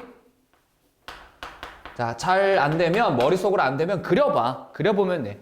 평상시에는 해수면이 살짝 이렇게 서태평양에 올라가 있지? 근데 엘니뇨는 상대적으로 어떻게 돼 있어? 비슷해져 있지? 맞아요? 그러면은 동태평양의 해수면은 평상시에 높아? 엘니뇨 때 높아? 엘니뇨 때 높아진 거지? 조금 더. 그지? 그러니까 나시기에 더 높다. 이렇게 되는 거네. 됐어요? 그러면 디귿번만 맞는 보기가 되겠지? 그래서 정답은 3번 이렇게 체크해 놓으면 되겠다. 자, 뭐 나머지 문제들은 그렇게 어려운 것들은 없어요. 그러니까 여기도 지구 환경 변화 쭉 한번 풀어 보시고요. 자, 그 다음에 이제 우리가 들어갈 거는 아까 뭐 한다 그랬지? 생명과학. 자, 생명과학은 쭉 앞으로 들어가야 돼. 앞으로 가서 39페이지로 가면 돼. 39페이지. 자, 39페이지에 가면 이제 생물과 환경이라고 나와 있지. 생물과 환경. 자, 여기에서는 생물과 환경의 다양한 상호작용 이런 것들을 볼 거야. 우리가 생명과학 파트 요거 바로 직전에 했던 게 자연선택과 진화, 그 다음 생물 다양성과 보존 이런 거였지, 그치? 그러면 자연선택과 진화 부분 할 때 우리가 뭘 다뤘었냐면 좀 더 환경에 적응해서 살아남기 쉬운 그런 형질을 가진 개체가 살아남는다 이랬었지, 그치? 그러면 그러한 살아남기 유리한 형질을 가진 개체가 살아남는 걸 적응한다 그랬잖아, 그치? 그럼 그런 적응이라고 하는 거는 어떻게 보면은 환경이 이러하니까 그거에 알맞는 놈만 살아남은 거 이런 게 되는 거지. 그래서 우리는 이 환경하고 생물 사이에 상호작용 일어나는 것들 있지? 그런 것들 위주로 조금 보는 게 이번 파트야. 그러니까 어렵진 않아. 어렵진 않은데 이게 엄청나게 다양하잖아, 사실. 환경이라는 게 다양한 환경 요소가 있고, 그지? 그거에 맞게 이제 또 적응해서 살아가는 애들도 있을 거고, 굉장히 다양하기 때문에 여기는 이제 좀 외울 게 많다. 이렇게 생각하시면 돼요. 자, 그래서 자, 첫 번째로 보게 되면 생태계라는 말이 나와 있지. 생태계. 자, 생태계는 생물적인 요인과 비생물적인 환경 요인이 서로 밀접한 관계를 맺고 유지되는 하나의 체계를 얘기한다. 그래서 자, 가장 기본적인 단위, 우리 생태계라고 하는 것의 가장 기본적인 단위라고 본다 그러면 우리 생태계를 하나의 집합으로 생각한다면 이 생태계라는 집합이 이렇게 거대하게 하나가 있으면 그 안에는 뭐가 있다? 환경이라고 하는 비생물적인 요소하고 그 다음에 생물이라고 하는 생물적인 요소 이렇게 두 가지가 있는 거야, 크게. 그러니까 환경이라는 요소가 있고 생물이라는 요소가 있는데 생물이라는 요소를 집합으로 이렇게 나타내면 나머지 모든 게 다 그냥 환경이 되는 거야. 알겠죠? 자, 그러면 이 생물 요소라고 하는 거는 어떻게 있냐면 우리 밑에 있는 걸 먼저 정리해 볼게. 생물 요소는 역할에 따라서, 자, 이거 역할에 따라서 나누는 거야. 역할에 따라서 생산자라는 역할이 있고, 그 다음에 소비자라는 역할이 있고, 그 다음에 분해자라는 역할이 있어. 그러니까 생산하는 역할을 하는 애가 있고, 소비하는 역할을 하는 애가 있고, 분해하는 역할을 하는 애가 있다는 거야. 자, 그럼 생산자는 어떤 거냐? 생산자. 말 그대로 이제 물질을 생성하는 애들을 얘기하는 거야. 그럼 물질을 생성한다. 뭐냐면 유기물을 생성한다라는 거야. 유기물 생성한다는 거 광합성을 하는 애들이라는 거지. 그래서 생산자는 보통 이제 녹색 식물들, 그리고 우리 해조류, 그 다음에 식물성 플랑크톤,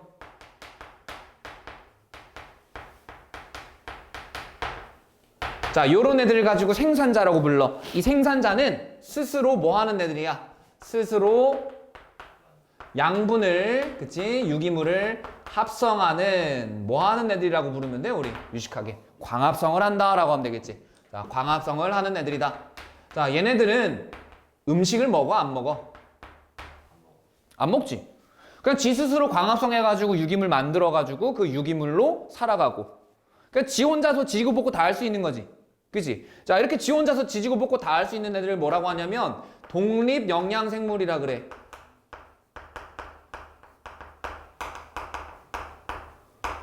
지 혼자서 그냥 만들고 소비하고 다 할 수 있는 애들이야. 그런데 소비만 할 수 있는 애들이 있어. 걔네들을 소비자라 그래. 자, 소비자는 대표적으로 초식동물,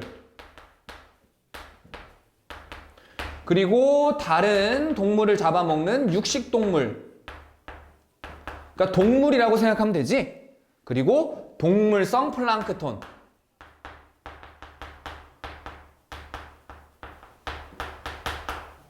자, 요런 애들이 있어.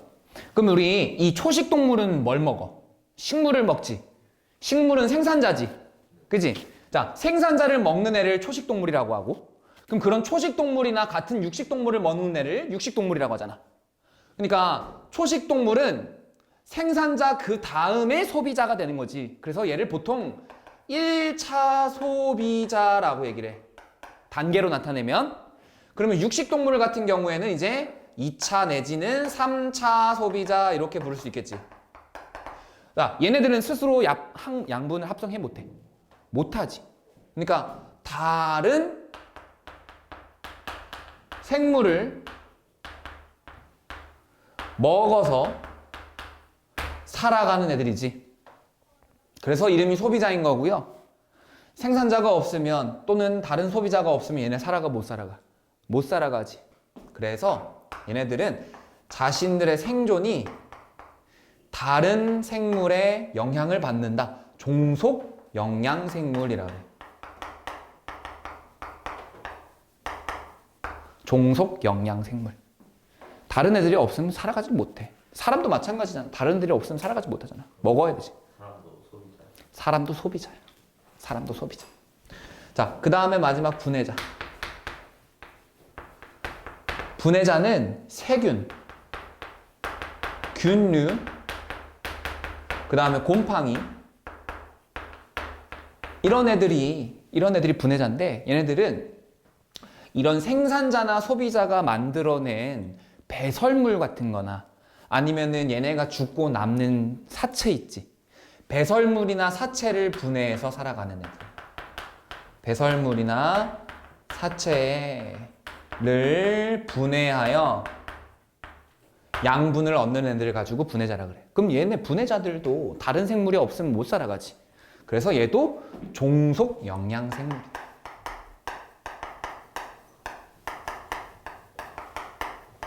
자, 이거는 지금 내가 뭘 가지고 분류한 거라고? 역할을 가지고, 역할에 따라서 분류를 한 거야. 자, 그러면은 생산자 역할을 하는 식물이 있을 거고, 뭐 소비자 역할을 하는 동물이 있을 거고, 분해자 역할을 하는 곰팡이, 버섯, 세균 이런 애들이 있겠지. 여기 추가하면 버섯도 들어가요. 자, 그러한 생물 하나하나를 뭐라고 하냐면 개체라 그래. 개체라고 하는 거는 생물 하나하나를 얘기하는 거야. 그러면 자, 예를 들어서 녹색 식물 뭐가 있을까? 뭐 민들레가 있겠지. 자, 민들레라는 개체가 있어. 그럼 민들레라는 개체는 똑같은 민들레라는 개체들이 모여서 집단을 이루지. 요걸 가지고 뭐라고 하냐면 개체들의 집단이다 해서 개체군이라 그래. 자, 이 개체군이라고 하는 거의 특징은 뭐냐면 같은 종으로만 구성되어 있다라는 거야. 개체군은 같은 종의 개체들의 집단. 같은 종의 개체 모임이라고 생각하면 되지. 자, 그러면은 뭐 방금 전에 얘기했던 것처럼 민들레 개체군이 있을 거고, 그치? 아니면은 사람도 개체군이 될 수 있지. 사람끼리 모여 있으니까. 개미라는 개체군도 있을 거고, 까치라는 개체군도 있을 거고, 맞지? 자, 그런 애들이 다 같이 모여 있는 그런 곳이잖아, 환경이라는 거는. 자, 걔네들을 가지고 뭐라고 하냐면 군집이라 그래. 개체군들의 집합이라고 생각하면 돼. 개체군들이 모여 있는 거. 자, 이렇게 생물 요소는 세 단계로 구분할 수 있다. 하나하나의 개체, 같은 종이 모여 있는 개체군, 그리고 여러 개체군들이 모여 있는 군집. 그러면 이렇게 생물이라고 하는 애들에다가 더하기 비생물 환경을 해주면 뭐가 된다? 이게 생태계가 된다. 에코시스템. 이렇게 되는 거야. 알겠죠?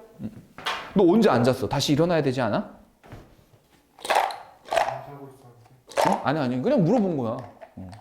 언제 앉았어? 다시 일어나야 되지 않겠어? 이거 너무 작아서 너무 작아서 불편해? 낮아서 불편해? 원래 불편하게 있어야 잠이 안 오는 거야. 그치? 야, 졸라 편하면 그냥 딱 눈 붙이자마자 확 간다고. 그치? 불편하게 있어야 돼. 자, 이렇게 구성이 됩니다. 알겠죠?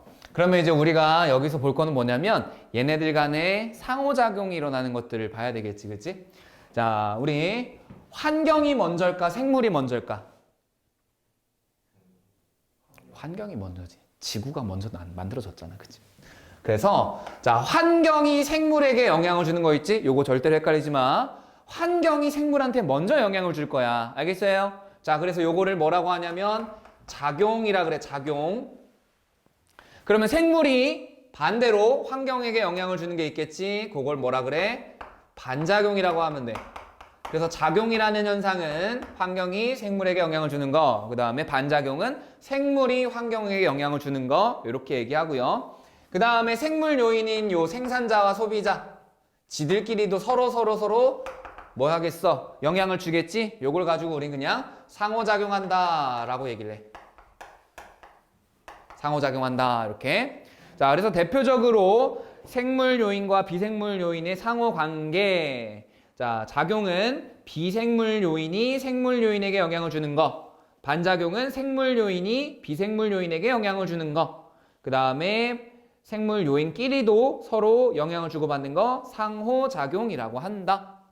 자, 그러면은 요 비생물 환경이라고 하는 거, 이건 뭐가 있느냐? 자, 요거에는 그냥 우리 생명체에게 영향을 줄 수 있는 모든 요인이라고 생각하면 돼. 일단 가장 첫 번째는 뭐겠어? 빛.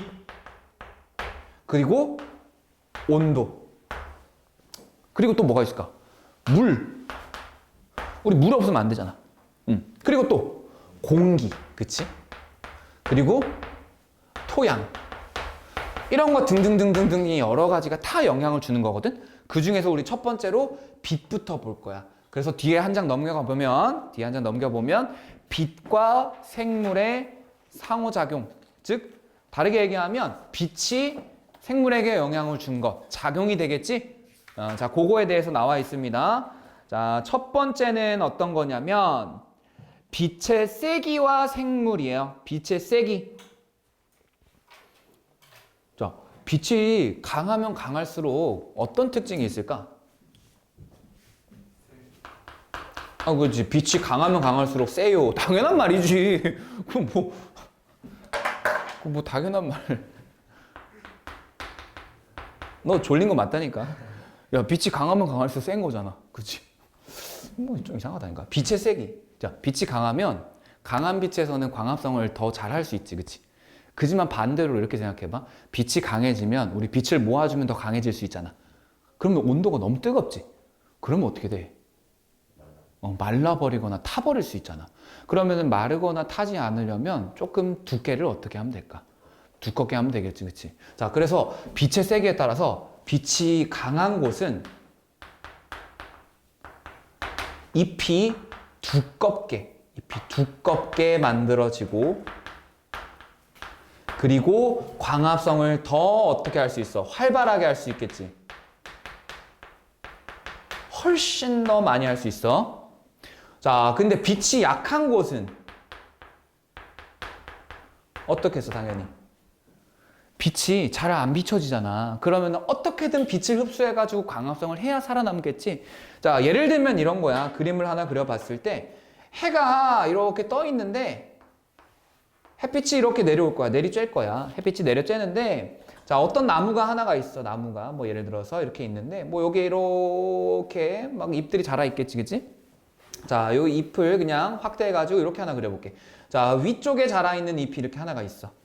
위쪽에 자라있는 잎이야. 자, 얘는 빛을 엄청 강하게 받으니까 굉장히 어떻게 만들어진다? 두껍게 이렇게 만들어진다라고 해서 두껍게. 그지?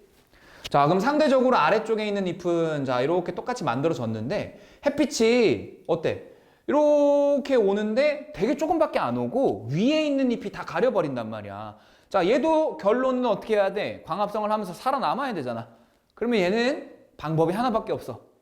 자기 자신을 쫙 눌리는 거야. 쫙 늘리면 면적이 넓어지니까 그래도 더 많은 빛을 받을 수 있게 되겠지. 자, 쭉 넓게 넓히는 거야. 이렇게.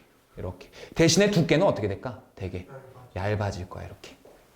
알겠어요? 자, 그래서 약한 곳에서는 잎이 굉장히 얇게 만들어지고 상대적으로 광합성량은 적어질 거다. 이렇게 강한 곳에서 두꺼운 잎이 만들어지는 것 얘를 가지고 양엽이라고 하고요. 그 다음에 약한 곳에서 만들어지는 잎을 음엽이라고 그래. 그래서 양엽하고 음엽의 차이점은 뭐냐면 우리 광합성이 가장 활발하게 일어나는 층이 잎의 구조를 봤을 때 빼곡하게 세포들이 배열하고 있는 울타리 조직이라고 있어. 거기 그림에도 나와 있죠? 울타리 조직이라는 게 있는데 이 울타리 조직의 두께가 조금 다른 거다. 요 양엽은 울타리 조직이 굉장히 발달한 반면에 음엽 같은 경우에는 울타리 조직이 약하게 발달했다. 되게 좁게 발달했다. 그래서 그림을 보시면 왼쪽에 빛이 강한 곳에서 자라는 양엽, 울타리 조직이나 해면 조직 둘 다 어때? 엄청나게 두껍지? 자, 근데 음엽은 울타리 조직이나 해면 조직이 어떻다? 얇다. 이렇게 되는 거예요. 맞아요? 그래서 빛의 세기가 강한 곳은 광합성이 활발하게 일어나면서 울타리 조직이 발달하고 빛의 세기가 약한 곳은 빛의 양과 투과율을 높여서 잘 흡수하기 위해서 얇고 넓게 만들어진 것이다. 아시겠죠? 자, 그 다음에 두 번째가 빛의 파장입니다. 빛의 파장. 자, 빛의 파장이라고 어렵게 나와 있는데 쉽게 생각하면 빛의 색깔이라고 생각합니다. 색깔. 자, 우리가 눈으로 볼 수 있는 빛은 뭐 여러 가지 색깔이 나타나지만 대표적인 색깔 7가지가 있지. 빨진도 초파남보, 무지개 색깔. 그거에서 조금 더 보라색에 가까운 거, 뭐 조금 더 어느 색에 가까운 거 이런 걸 막 되게 별의별 색깔로 많이 부르잖아요, 그지? 색깔이라고 하는 거는 부른 지칭이 굉장히 많은데 그냥 대표적인 색깔 7가지 하면 빨주노 초파남보야, 그지? 자, 파장에 따라서 색깔이 다르게 나타나는데 어떻게 나타나냐면 붉은색의 빛이 있으면 당연히 반대로 푸른 계열의 빛이 있을 거고 이 붉은색의 빛은 파장이라고 하는 게 굉장히 긴 반면에 푸른색은 파장이 상대적으로 짧아요.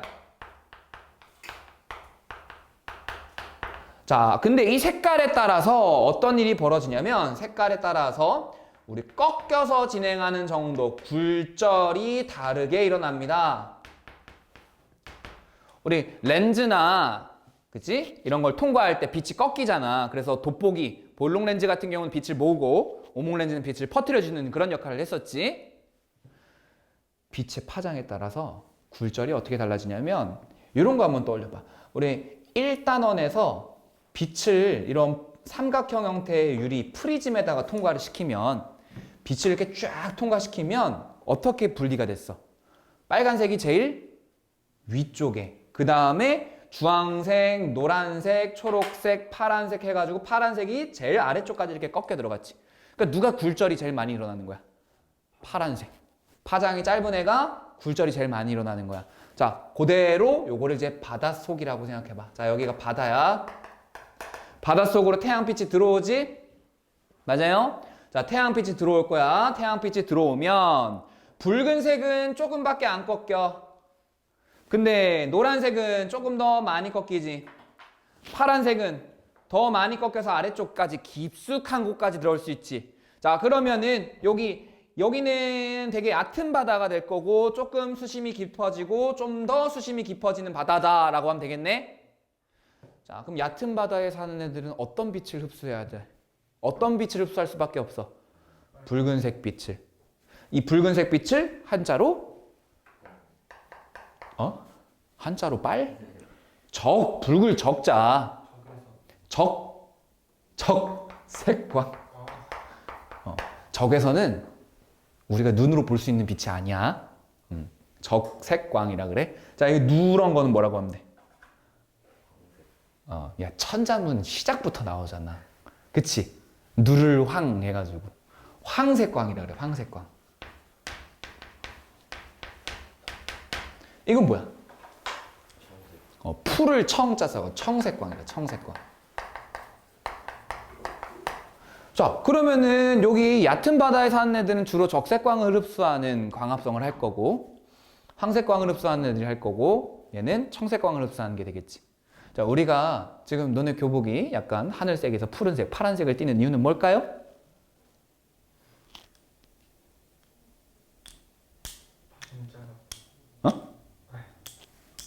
칠판이 초록색으로 보이지. 초록색으로 보이는 이유는 뭘까요? 초록색을 반사해서. 만약에 칠판이 초록색을 흡수한다 그러면 초록색이 보일까? 적색을 흡수하니까 적색으로 보일까? 반대되는 보색으로 보여요. 그 반대되는 보색이 뭐냐면 녹색이야. 그래서 얘네들 녹빛이 나는 해조류, 녹조류라 그래. 자, 그럼 얘네들은 황색을 흡수하니까 황색의 보색, 갈색을 띠고요.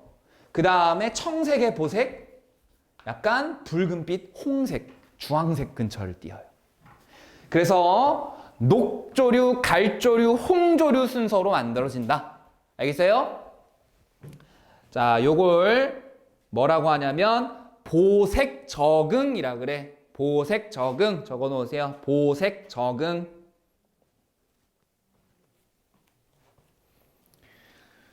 자, 그래서 엽록소가 많이 있는 녹조류가 20m 수심까지 적색광을 주로 흡수해서 자라고요. 파래나 해카미 녹조류. 그 다음에 엽록소와 갈조소가 있어서 갈색빛으로 나오는 갈조류, 미역과 다시마. 그 다음에 홍조소가 들어있어서 홍조류가 분포한다. 김과 우뭇가사리. 이렇게 됩니다. 요게 빛의 파장에 따라서 굴절되는 정도가 다르기 때문에 얘네가 최대로 흡수할 수 있는 빛이 정해져 있다. 아시겠습니까? 그래서 이렇게 보색으로 나타난다. 이렇게 생각하시면 돼요. 자, 그 다음에 뒤로 넘어가면은 이제 일조 시간과 생물 이렇게 있죠. 자, 식물 같은 경우에는 일조 시간이 길어지는 일조 시간이 뭘까? 햇빛을 받는 시간이야. 우리 여름철에는 해가 굉장히 일찍 뜨고 늦게 지지. 근데 겨울철 되면은 지금 벌써 이제 해가 다 떨어졌잖아. 그치? 물론 지금 8시 반 넘었으니까. 근데 여름에는 한 7시쯤에 해가 지기 시작한다면 지금 한 5시쯤이면 해가 지기 시작하지. 겨울철은 해가 굉장히 짧지. 일조 시간이 길다라는 거는 이제 해가 길어지기 시작한다라는 거야. 해가 길어지기 시작한다는 건 이제 겨울에서 여름으로 가는 거지. 그때가 언제야? 봄이죠. 그래서 붓꽃 이런 애들은 봄과 여름에 꽃이 피고, 그 다음에 코스모스는 언제? 일조 시간이 짧아지는 가을에 꽃이 핀다. 이렇게 되는 겁니다. 자, 그 다음에 동물. 대부분의 새는 일조 시간이 길어지는 봄에 성호르몬의 분비가 촉진해서 알을 낳고요. 꾀꼬리와 종달새는 봄에, 송어와 노루는 가을에 번식을 한다. 그 다음에 온대 지역에 사는 곤충은 가을에 낮의 길이가 짧아지면 겨울잠을 자고 봄에 낮의 길이가 길어지면 활동을 시작하고 번식한다. 대표적인 게 매미, 잠자리 이런 애들. 그치? 자, 식물과 관련해가지고 조금 정리할 게 있어요. 너네 부교재에 개떡 같은 게 있어가지고 이거 생명과학 1에도 안 나오는 건데 뭐 예를 들자면 뭐 2009 개정교육과정에 있었다고나 할까? 2015 개정교육과정이 아니라 그러니까 너네 세대 이전에 쓸 때만 하지 말게요. 뭐라고? 쓸 때만 하지 알았어. 자, 너네 이전의 교육 과정에 있었던 내용이라고 할까요? 근데 이딴 걸 집어넣어 놓고 있으니 내가 빠기 치겠어요? 안 빠기 치겠어요? 빠기 치죠. 너네도 빠기 치죠. 근데 문제는 나온다는 거죠. 짜증나게. 그지? 자, 식물의 개화와 관련해서 장일식물이라는 게 있어. 그 다음에 단일식물이라는 게 있어. 요거는 옆에다가 필기로 정리를 해봅시다. 자, 장일식물과 단일식물이라는 게 있어. 자, 이 장일식물이라는 건 뭐냐면 말 그대로 장일이 뭐야? 해 일자지? 해 일자야. 해가 길 때, 해가 길어질 때, 해가 길어질 때 개화를 하는 애들. 그럼 해가 길어진다라는 거는 낮의 길이가 길어지는 거지. 맞아요? 낮의 길이가 길어지는 거야. 우리 낮의 길이가 길 때 개화를 한다. 이렇게 보면 돼요. 자, 단일식물이라는 거는 반대로 단일, 해가 어떻게 될 때? 짧아질 때. 그때 개화한다. 그러니까 낮의 길이가 어떻게 되는 거? 짧아질 때. 그치? 계절로 한번 얘기해 볼까? 해가 길어질 때는 언제야? 봄, 여름철이 되겠지? 얘는 봄철에 꽃이 피는 거야. 단일식물은 그건 뭐야? 해가 짧아지는 거니까 가을철이 되겠지? 그치? 자, 여기서 이제 정리해야 할 용어가 나타나요. 용어가. 자, 용어 정리는 밑에다가 할게요. 자, 여기에 명기라고 하는 게 있고 암기라고 하는 게 있어. 자, 명기는 뭐냐면 밝을 명자를 써가지고 빛이 비추는 기간이라고 생각하면 돼. 해가 비추는 기간. 그러면 암기는 뭐야? 빛이 비추지 않는 기간. 어둠이 나타나는 기간.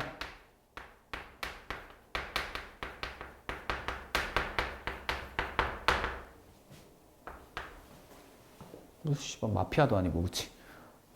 날이 밝았습니다. 날이 어두워졌습니다. 뭐 이런 것도 아니고. 자, 빛이 비추는 기간이고 어둠이 지속되는 기간이야. 그러면은 요 둘을 기간을 합치면 24시간 되겠지, 그치? 24시간이 될 거예요. 자, 그럼 여기 앞에다가 이런 말 하나 붙이면 돼. 지속된 이라는 말을 붙이면 어둠이 일어나. Stand up, please. Stand up, please. 왜? 방금 너의 눈이 어땠는 줄 알아?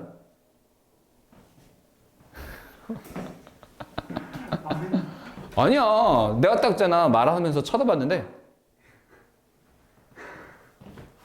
눈을 이렇게 스르륵 감다가 겁나 예쁘게 뜨더라고. 지속된 암기라고 부르는 용어가 있는데 지속된 암기라는 건 말 그대로 어둠이 계속해서 지속되는 시간을 얘기해. 알겠어요? 자, 그 다음에 여기 이제 중요한 용어가 나와. 한계 암기. 한계 암기. 자, 이 한계 암기라는 거는 그럼 대체 무슨 말이냐? 한계치를 얘기하는 거야. 어둠이 나타나는 기간의 한계치. 어둠이 나타나는 기간의 한계치. 요거는 개화에 영향을 주는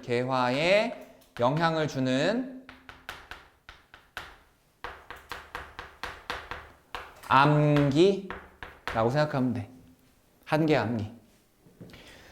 자, 그러면은 이 장일식물이라는 애는 있잖아. 한계치가 되는 암기가 있을 거 아니야. 한계 암기. 그지? 자, 이 한계치보다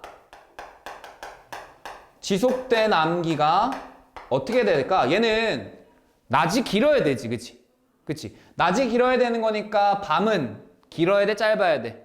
반대로 짧아야 되지. 자, 한계치보다 덜 지속돼야 돼. 밤의 길이가. 그러니까 예를 들어서 얘는 밤이 지속되는 기간이 한계치가 10시간짜리야. 10시간보다 더 밤이 길어지면은 얘는 꽃을 못 피는 거야. 자, 장일식물에 대해서 한계 암기라는 거는 뭔 얘기다? 요 기간보다 더 오랜 시간 동안 기간이 지속되면 개화를 못 하는 거고 얘는 지속된 암기가 한계치보다는 작아야지만 개화를 할 수 있는 애다. 무슨 의미인지 알겠어요? 예를 들어서 장애 식물이 한개 암기가 10시간이야. 근데 11시간 동안 어둠이 지속됐어. 그러면은 한계치보다 더 오랜 시간 동안 밤이 지속됐지. 그러면 꽃을 핀다 못 핀다? 못 핀다. 근데 9시간 동안 지속되면 필 수 있다. 이렇게 되는 거야. 자, 그 다음에 단일 식물은 반대야. 한계치가 되는 암기가 있어. 이 한계치가 되는 암기보다 어때야 돼? 지속된 암기가 길어야지만 꽃이 피는 애들이다. 자, 그래서 요것과 관련해 가지고 요런 형태로 표가 주어집니다. 뭐 예를 들어서 여기가 24시간이야. 여기서부터 여기까지가 24시간이야. 24시간. 자, 예를 들어서 장일 식물이라고 할까요? 장일. 그리고 이 장일 식물의 한개 암기는 10시간이다 라고 해보자. 10시간. 자, 요 녀석이 한 요만큼 8시간 정도 8시간 정도 어둠이 지속됐어. 이렇게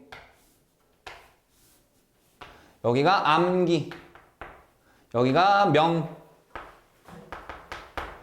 자, 그러면은 얘는 한계치보다 지속된 기간이 짧아 길어? 예. 한계가 10시간인데 10시간보다 짧게 지속됐지? 그럼 얘는 꽃이 필까 안 필까? 필까 안 필까? 자, 쉽게 생각해봐. 장일 식물이야. 장일이야, 장일. 한개 암기가 10시간이야. 10시간보다 더 길게 암기가 지속되면 꽃이 안 피는 애야. 근데 10시간보다 암기가 지속되지 않았지? 적었지? 꽃이 펴요. 얘 개화해. 또 하나. 자, 똑같이 장일이야. 똑같이 장일인데 이번에는 어떻게 했냐면, 자, 이번에는 여기 이렇게 12시간이야. 12시간에 이렇게 12시간을 암으로 보내고 12시간을 명으로 보냈어. 그러면 이때는 어때? 꽃이 안 피지. 왜? 10시간 넘기면 안 되는데 10시간 넘겼잖아. 그지? 자, 근데 이런데 문제가 생기는 게 뭐냐면 이 12시간 사이에 여기에다가 아주 잠깐 동안 무슨 짓을 했냐면 섬광을 비추었어. 섬광. 그러니까 빛을 팍 쏜 거지. 그러면 이 녀석 섬광 때문에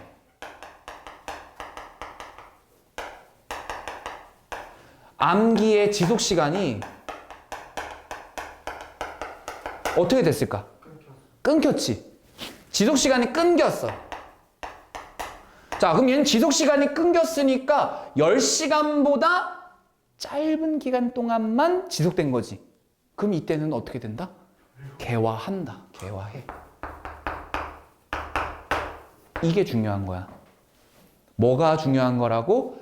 지속되는 암기가 얼마나 어둠이 지속되는가가 중요한 거야. 알겠어요? 그래서 사실은 까놓고 얘기하면 얼마나 어둠이 지속되느냐에 따라서 지금 꽃이 피고 안 피고 하는 거지. 그래서 해의 길이를 봐야 되는 게 아니라 밤의 길이를 봐야 돼, 사실은. 그래서 요즘은 명칭이 바뀌었어. 어떻게? 장일이면 해가 긴 거잖아. 밤은 짧지. 이렇게. 해가 짧으면 밤은 길지. 이렇게. 명칭이 바뀌었어, 사실은. 자, 마지막 빛에 관련된 겁니다. 굴광성. 자, 요거 하나만 거기다가 추가로 정리하면 돼요. 빛에 대한 적응이야. 자, 굴광성 어떤 거냐면 빛이 비춰지는 방향으로, 빛의 방향으로 자라는 거.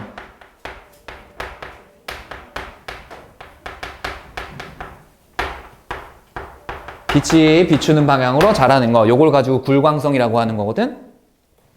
뭐냐면 태양을 피하고 싶어 하는 애가 하나가 있어. 그게 뭐냐면 이제 생장 호르몬 중에 하나인데, 우리 사람의 생장 호르몬이 있잖아. 그런 것처럼 식물도 생장 호르몬이 있거든. 옥신이라고 하는 성분이 있는데 이 옥신이라고 하는 식물의 생장 호르몬이 얘가 태양의 반대편으로 이동을 해. 태양의 반대로 이동해. 그래서 뭐 예를 들어서 식물의 줄기가 이렇게 있잖아? 식물의 줄기가 이렇게 있으면 태양빛이 이렇게 왼쪽에서 비춘다고 해봐. 왼쪽에서 이렇게 딱 비추잖아. 그러면 이 옥신이라고 하는 호르몬 일부가 이쪽 태양의 반대편 쪽으로 이렇게 자리를 배치해.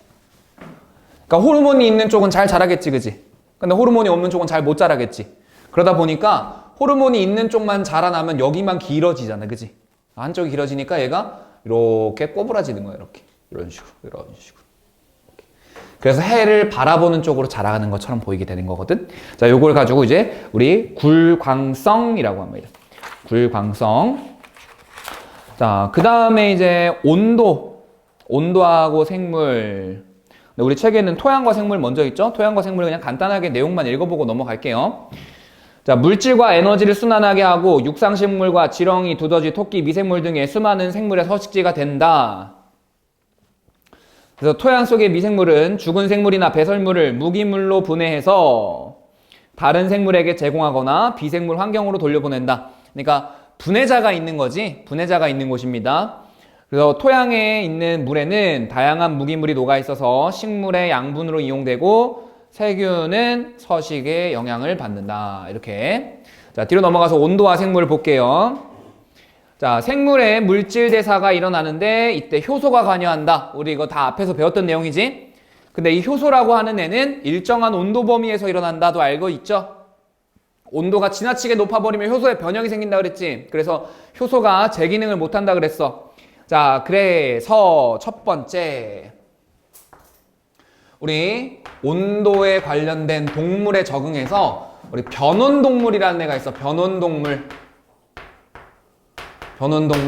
자, 변온동물은 말 그대로 체온이 변하는 동물이야. 우리 사람은 체온이 변하니 크게? 잘 안 변하지. 근데 파충류 같은 애들이나 어류 같은 애들 있지? 그런 애들은 이제 체온이 막 급격하게 변한단 말이야. 자, 이런 변온동물들은 겨울철이 되면 자신의 체온이 내려가면서 효소의 기능이 상실될 수 있기 때문에 겨울철에 체온 유지를 위해서 겨울잠을 자는 거다. 이렇게 변온동물은. 그 다음에 정온동물도 겨울잠을 자는 경우가 있는데 정온동물은 말 그대로 온도가 일정하게 유지되는 동물들을 얘기하는 거야. 자, 얘도 마찬가지로 겨울철에 잠을 자는데 얘는 자신의 체온이 일정한 범위로 유지가 되니까 효소와는 솔직히 관계가 없잖아. 근데 왜 겨울잠을 자냐면 먹이 구하기가 힘들어서. 먹이 구하기가 힘드니까 겨울에 잠을 쳐 자는 거야, 그냥. 안 먹고 뻐기려고. 활동을 줄이면 영양분을 섭취를 적게 해도 되잖아. 그치? 그래서 정온동물은 겨울잠을 자는데 얘가 겨울잠을 자는 이유는 뭐다? 얘가 겨울잠을 자는 이유는 먹이를 구하기 힘들기 때문에. 먹이 구하기가 힘들어서. 변온동물이 겨울잠을 자는 이유는 뭐다? 온도가 변하기 때문에. 온도 변화로 물질 대사에 영향을 받으니까. 물질 대사가 저해되니까. 이렇게 되겠지? 그래서 이유가 조금 달라요. 자, 그 다음에 이제 추운 지역에 사는 동물하고 따뜻한 지역에 사는 동물에 대해서. 자, 첫 번째 이런 말이 있어. 베르그만의 법칙. 자, 베르그만의 법칙은 어떤 거냐면 추운 지방일수록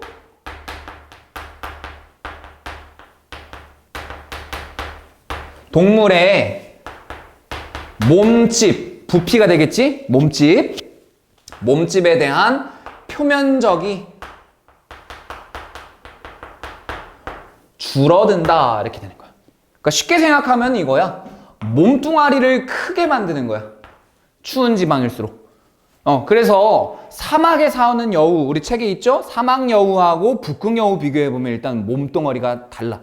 사막 여우는 되게 쬐깐한데 북극 여우는 굉장히 몸집이 커요. 자, 그 다음에 두 번째가 뭐냐면 알렌의 법칙이라는 거야. 이 알렌의 법칙이라고 하는 거는 추운 지방일수록 몸에 말단부 있지? 말단부의 크기를 작게 한다라는 거야. 그러니까 여기서 말하는 말단부라는 거는 몸의 끝부분, 그러니까 뭐 귀라든가 주둥이 아니면은 꼬리 이런 부분 있지? 그런 부분이 쫓겨나진다는 거야. 그래서 거기 북극여우하고 사막여우하고 비교해봐. 귀가 엄청나게 크기 차이가 나지?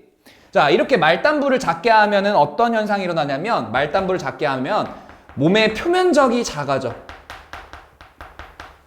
우리 표면적이 넓으면 넓을수록 바깥과 상호작용이 커지면서 열을 많이 잃어버릴 수 있지. 그래서 몸의 말단부를 작게 해서 표면적을 줄인 다음에 열이 이제 손실되는 걸 줄인다라고 생각하면 돼. 그래서 요거 두 가지를 종합해 보면 어떻게 돼? 추운 지방에 사는 동물일수록 몸집은 크면서 말단부는 작다. 이렇게 되겠지. 맞아요? 자, 요게 동물, 온도에 대한 동물의 적응이 되는 거야. 자, 그러면 식물은 어떤 게 있느냐? 식물. 우리 온대지방에 사는 온대지방의 화렵수, 우리 화렵수라고 하는 애들은 활짝 핀 잎을 갖고 있는 애들이야. 우리가 보통 식물의 잎을 그릴 때 이렇게 막 길쭉하게 그리지 않고 잎을 그릴 때 보통 이렇게 그리잖아. 그지? 이렇게 활짝 핀 형태로. 자, 이렇게 잎이 뾰족뾰족하게 생긴 애들을 침엽수라 그러고 이렇게 잎이 널찍하게 되어 있는 애들을 화렵수라 그래. 자, 얘네들 보면은 잎이 넓으니까 표면적이 넓겠지. 근데 얘네가 추워지면은 표면적이 너무 넓으니까 열 손실이 클 거 아니야. 그러니까 이 잎을 다 어떻게 하려고 그래? 없애버리는 거야. 어떻게 없애버려? 낙엽으로 떼버리는 거야. 그래서 온대지방의 화렵수는 가을철 지나서 낙엽이 떨어진다. 그래서 낙엽이 떨어지는 화렵수를 낙엽화렵수라 그래. 낙엽이 안 떨어지는 화렵수도 있어요, 분명히. 근데 대부분의 화렵수 낙엽이 떨어지는 애들이 있다라는 거야. 자, 이런 식으로 가을철이 지나면서 낙엽이 떨어지는 거. 그 다음에 두 번째는 어떤 거냐면 요거는 지울게요. 그 다음에 겨울철에 다음 해를 위해서 잎을 보호해야 되지, 그치? 자, 분명히 잎을 떨어뜨려 보내긴 했지만 그래도 광합성을 하려면 잎이 있어야 되잖아. 그러면은 잎을 만들기 위한 어떤 새싹 같은 거를 보존을 해야 되겠지. 자, 근데 그게 표면적이 너무 넓고 이미 이렇게 잎이 펼쳐져 있으면은 안 되잖아. 그래서 겨울철에 씨앗도 마찬가지야. 잎들이나 씨앗들을 꽁꽁 감싸가지고 겨울철에 겨울눈이라는 걸 만들어. 겨울눈을 만들어서 보존하는 거야. 그래서 겨울이 지나고 나면 이 겨울눈이 떨어지면서 잎이 활짝 피게 되는 거야. 되셨죠? 자, 그 다음에 우리 상록수. 상록수는 항상 푸르른 잎을 가지고 있는 애들이다라고 생각하면 돼. 알겠죠? 자, 이 상록수들은 잎을 떨어뜨리거나 하질 않아. 그러면 대체 얘는 추운 겨울을 어떻게 보내느냐? 우리 잎이든 어디든 다 양분을 만들어 놓은 게 있잖아. 그 보통의 양분들은 다 녹말로 저장이 되어 있는데 녹말을 포도당 형태로 분해를 해. 자, 근데 이 녹말이라고 하는 거는 물에 잘 녹지 않는데 포도당은 물에 굉장히 잘 녹아. 그래서 포도당으로 만들어지면은 이 잎에 삼투압이라고 해서 그냥 쉽게 생각하면 농도가 증가하고요. 그 농도가 증가하니까 물에 어는 점이 내려갑니다. 그래서 잎이 얼지 않아요. 뭐 말이 좀 이상하다. 얼지 않아요. 얼지 않아요. 얼지 않는다.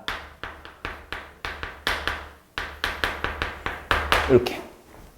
그 왜 우리 중학교 때 그런 거 본 적 있을 거야. 그냥 순수한 물은 0도씨에서 얼잖아, 그지? 근데 거기다가 소금을 타면 어떻게 돼요? 어는 점이 점점점 내려가요. 그지? 자, 그거랑 똑같은 거야. 물이 순수한 물이면 0도에서 어는데 이런 포도당이나 다른 물질들이 녹아 들어가기 때문에 얼마나 많이 녹아 들어갔느냐에 따라서 어는 점이 달라지는 거야. 그래서 상록수들은 겨울철에 이렇게 얼지 않게 보존한다라는 거. 자, 그래서 여기 보면은 뭐 몇몇 가지 더 있는데요. 기온이 낮은 툰드라 지역에 사는 털송이 풀은 잎이나 꽃에 털이 나 있어서 온도가 낮아도 살아남는다.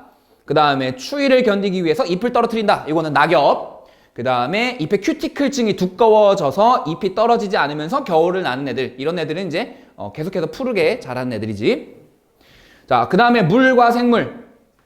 이 녀석들을 읽으면서 정리할게요. 첫 번째로 동물.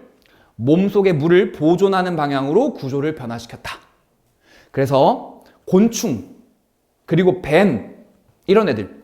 곤충은 껍질, 키틴질로 되어 있는 껍질로 둘러싸여져 있어서 수분의 손실을 막고, 그 다음에 도마뱀이나 뱀과 같은 파충류들 있지? 비늘로 덮여 있어서 수분의 손실을 막는 거야. 그 다음에 조류나 파충류의 알 있죠, 알. 이 알들은 껍질로 둘러싸여져 있지. 그래서 껍질로 둘러싸여져 있는 알이 수분 손실을 막아주는 거다. 맞아요? 자, 이렇게 동물의 예를 보셨고요. 그 다음에 식물. 사막에 사는 애들은 물이 굉장히 부족하지. 그런데 물은 어디에서 얻을 수 있어, 보통? 땅 속에서 뿌리에서 흡수하잖아. 자, 사막이라도 깊은 곳까지 아래로 내려가면은 물이 분명히 있을 거란 말이야. 그래서 선인장 같은 애들은 뿌리를 엄청 깊게 자라게 하는 애들이야. 알겠어? 자, 그 다음에 그렇게 해서 열심히 물을 흡수했는데 다 증발해서 날아가 버리면 안 되지. 자, 어디에서 물이 가장 증발이 많이 일어나? 또한 잎이야. 잎을 어떻게 만들어줘? 그래서 뾰족하게 만들어줘. 뾰족하게 만들어줘. 자, 그러니까 뜨거운 지역, 더운 지역, 물이 부족한 지역에서는 잎이 가시 형태로 바뀌고, 그 다음에 물을 잘 흡수하기 위해서 뿌리가 엄청나게 깊은 곳까지 뻗어 들어가고, 그리고 또한 한 가지 더, 물을 담고 있는 저수 조직이라는 게 발달해. 자, 그래서 사막에 사는 식물의 뿌리는 깊숙이 뻗어가고 밑줄, 가시처럼 생겨서 물의 증발을 줄이고 밑줄, 줄기에 물을 저장한다 밑줄. 이렇게 세 가지가 있습니다. 그 다음에 물에 사는 식물. 자, 물에 사는 애들은 그냥 물이 풍부하게 있잖아. 그치? 그러니까 뿌리가 발달할 필요가 있다 없다? 없어요. 뿌리가 잘 발달 안 해. 대신에 근데 물속에 있으니까 공기가 잘 이동은 못하지. 공기가 이동할 수 있는 통로가 잘 발달해. 걔를 통도 조직이라 그래. 그래서 물속에 사는 식물은 관다발과 뿌리가 잘 발달하지 않는다. 옆에다가 통도 조직이 발달한다. 통도 조직이 발달한다. 이렇게 적어주시면 됩니다. 자, 그 다음에 마지막에 공기와 생물. 공기는 생물의 호흡과 광합성에 이용된다. 자, 대표적으로 많이 나오는 게 우리 고산지대. 그냥 지표면하고 고산지대를 비교해보면 지표면의 경우에는 공기의 양이 굉장히 많잖아. 그지? 그러다 보니까 산소의 양이 굉장히 풍부해. 근데 고산지대로 올라가면 올라갈수록 공기가 점점점 희박해지면서 산소량이 적어진단 말이야. 그래서 고산지대에 적응한 사람들은 보면은 일반 지표면에 있는 사람보다 적혈구의 수가 어마어마하게 많고요. 그 다음에 우리 호흡을 할 때 폐에서 기체 교환이 일어나지?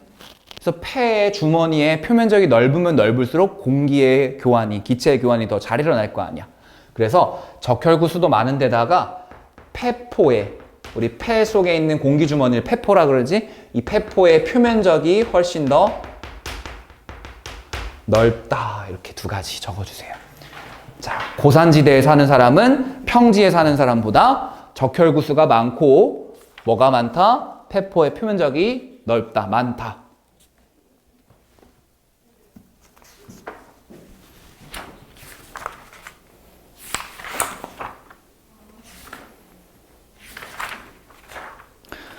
자, 그래서 우리 앞에서부터 이제 문제를 한번 볼게요. 40페이지의 개념 확인부터 정리하고.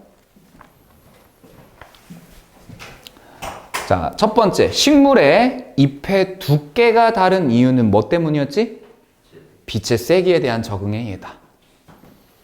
바다의 깊이에 따라 서식하고 있는 해조류의 종류가 다른 것은? 깊이에 따라서 다른 이유는 뭐였지? 빛의 파장이었지. 그러니까 X. 토양은 많은 생물에게 서식지 제공하죠. 자, 넘어가서 기온이 낮은 지역의 여우는, 자, 추운 지역은 몸집이 어떻다? 크다. 말단부는 작다. 그러니까 첫 번째 거 X가 되겠죠. 겨울에 느티나무와 신갈나무의 잎이 떨어지는 것은 낙엽이 떨어지는 걸 얘기하는 거지. 온도에 대한 적응 맞나요? 맞죠? 물에 사는 식물은 물을 잘 흡수하기 위해서 뿌리와 관다발이 발달했다? 잘 발달하지 않는다. 자, 뒷장.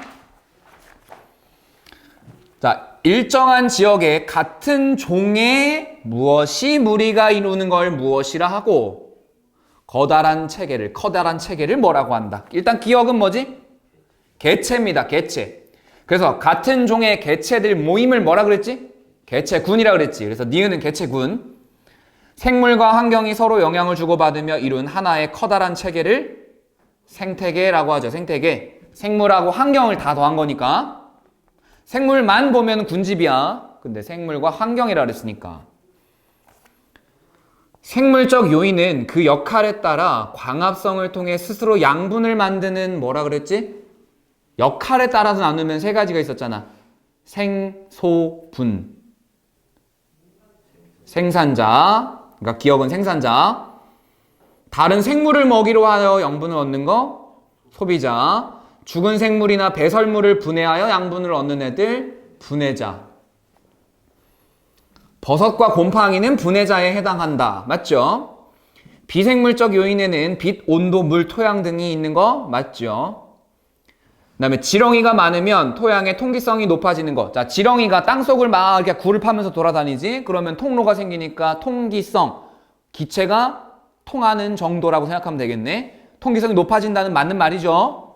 자, 이거는 그러면 지렁이라는 생물이 토양이라는 환경에 영향을 준 거니까 작용이라 그래야 돼? 반작용이라 그래야 돼? 반작용이라 그래야 되지. 자, 그러니까 3번은 틀린 내용이죠. 비생물 요인이 생물 요인에 영향을 줬다 그랬으니까.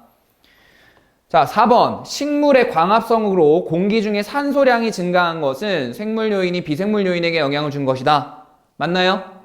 맞고요. 개구리 수가 증가하자 메뚜기 수가 감소하는 것은 생물 간에 서로 영향을 주고받는 것이다. 그치?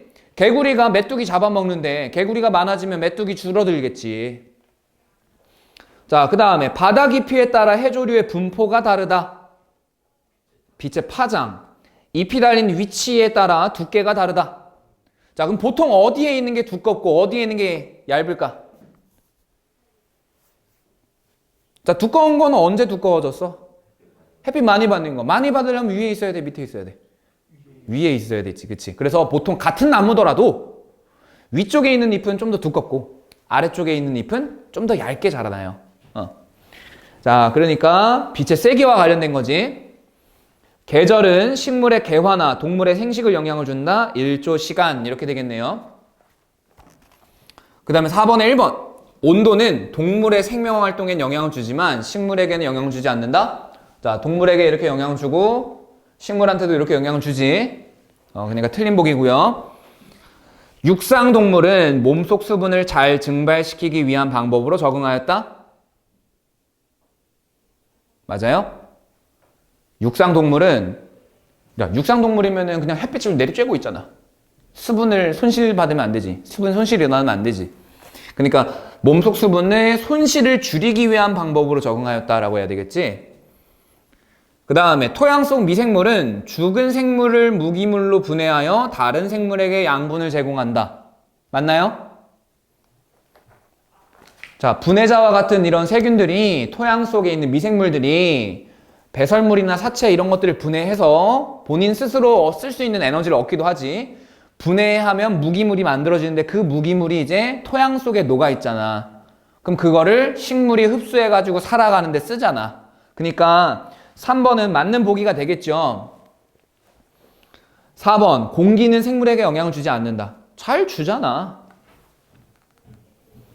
자, 그 다음에 5번.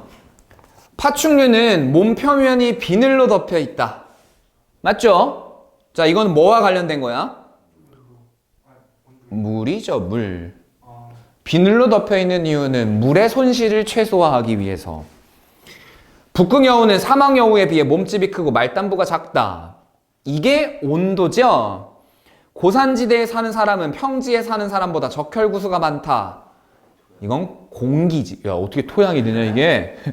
공기지? 물질과 에너지를 원활히 순환하게 하고 지렁이 두더지와 같은 생물이 살아가는 터전을 제공한다. 토양이죠, 이게. 자, 인간은 환경과 뭘 해? 상호작용을 해. 인간도 어떤 거의 구성 요소야? 생태계. 그러니까 보존해야 되지. 근데 뭐 하고 있어? 다 부시고 있지. 다 부시고 있으니까 어떤 일이 벌어져? 생태계가 파괴되지. 그럼 생태계가 파괴되는 걸 뭐라 그래? 평형이 깨진다라 그러지. 그치? 그래서 생태계 평형에 대해서 할 거야.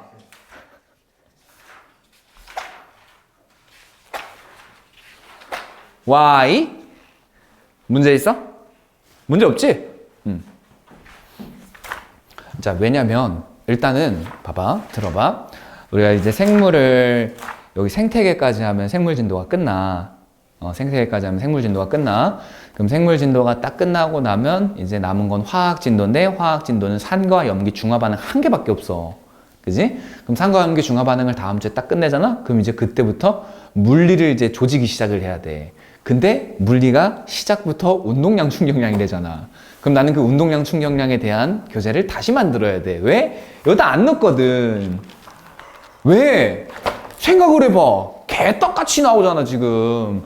원래 순서대로라면 지금 전기에너지 생산과 수송이 나와야 돼.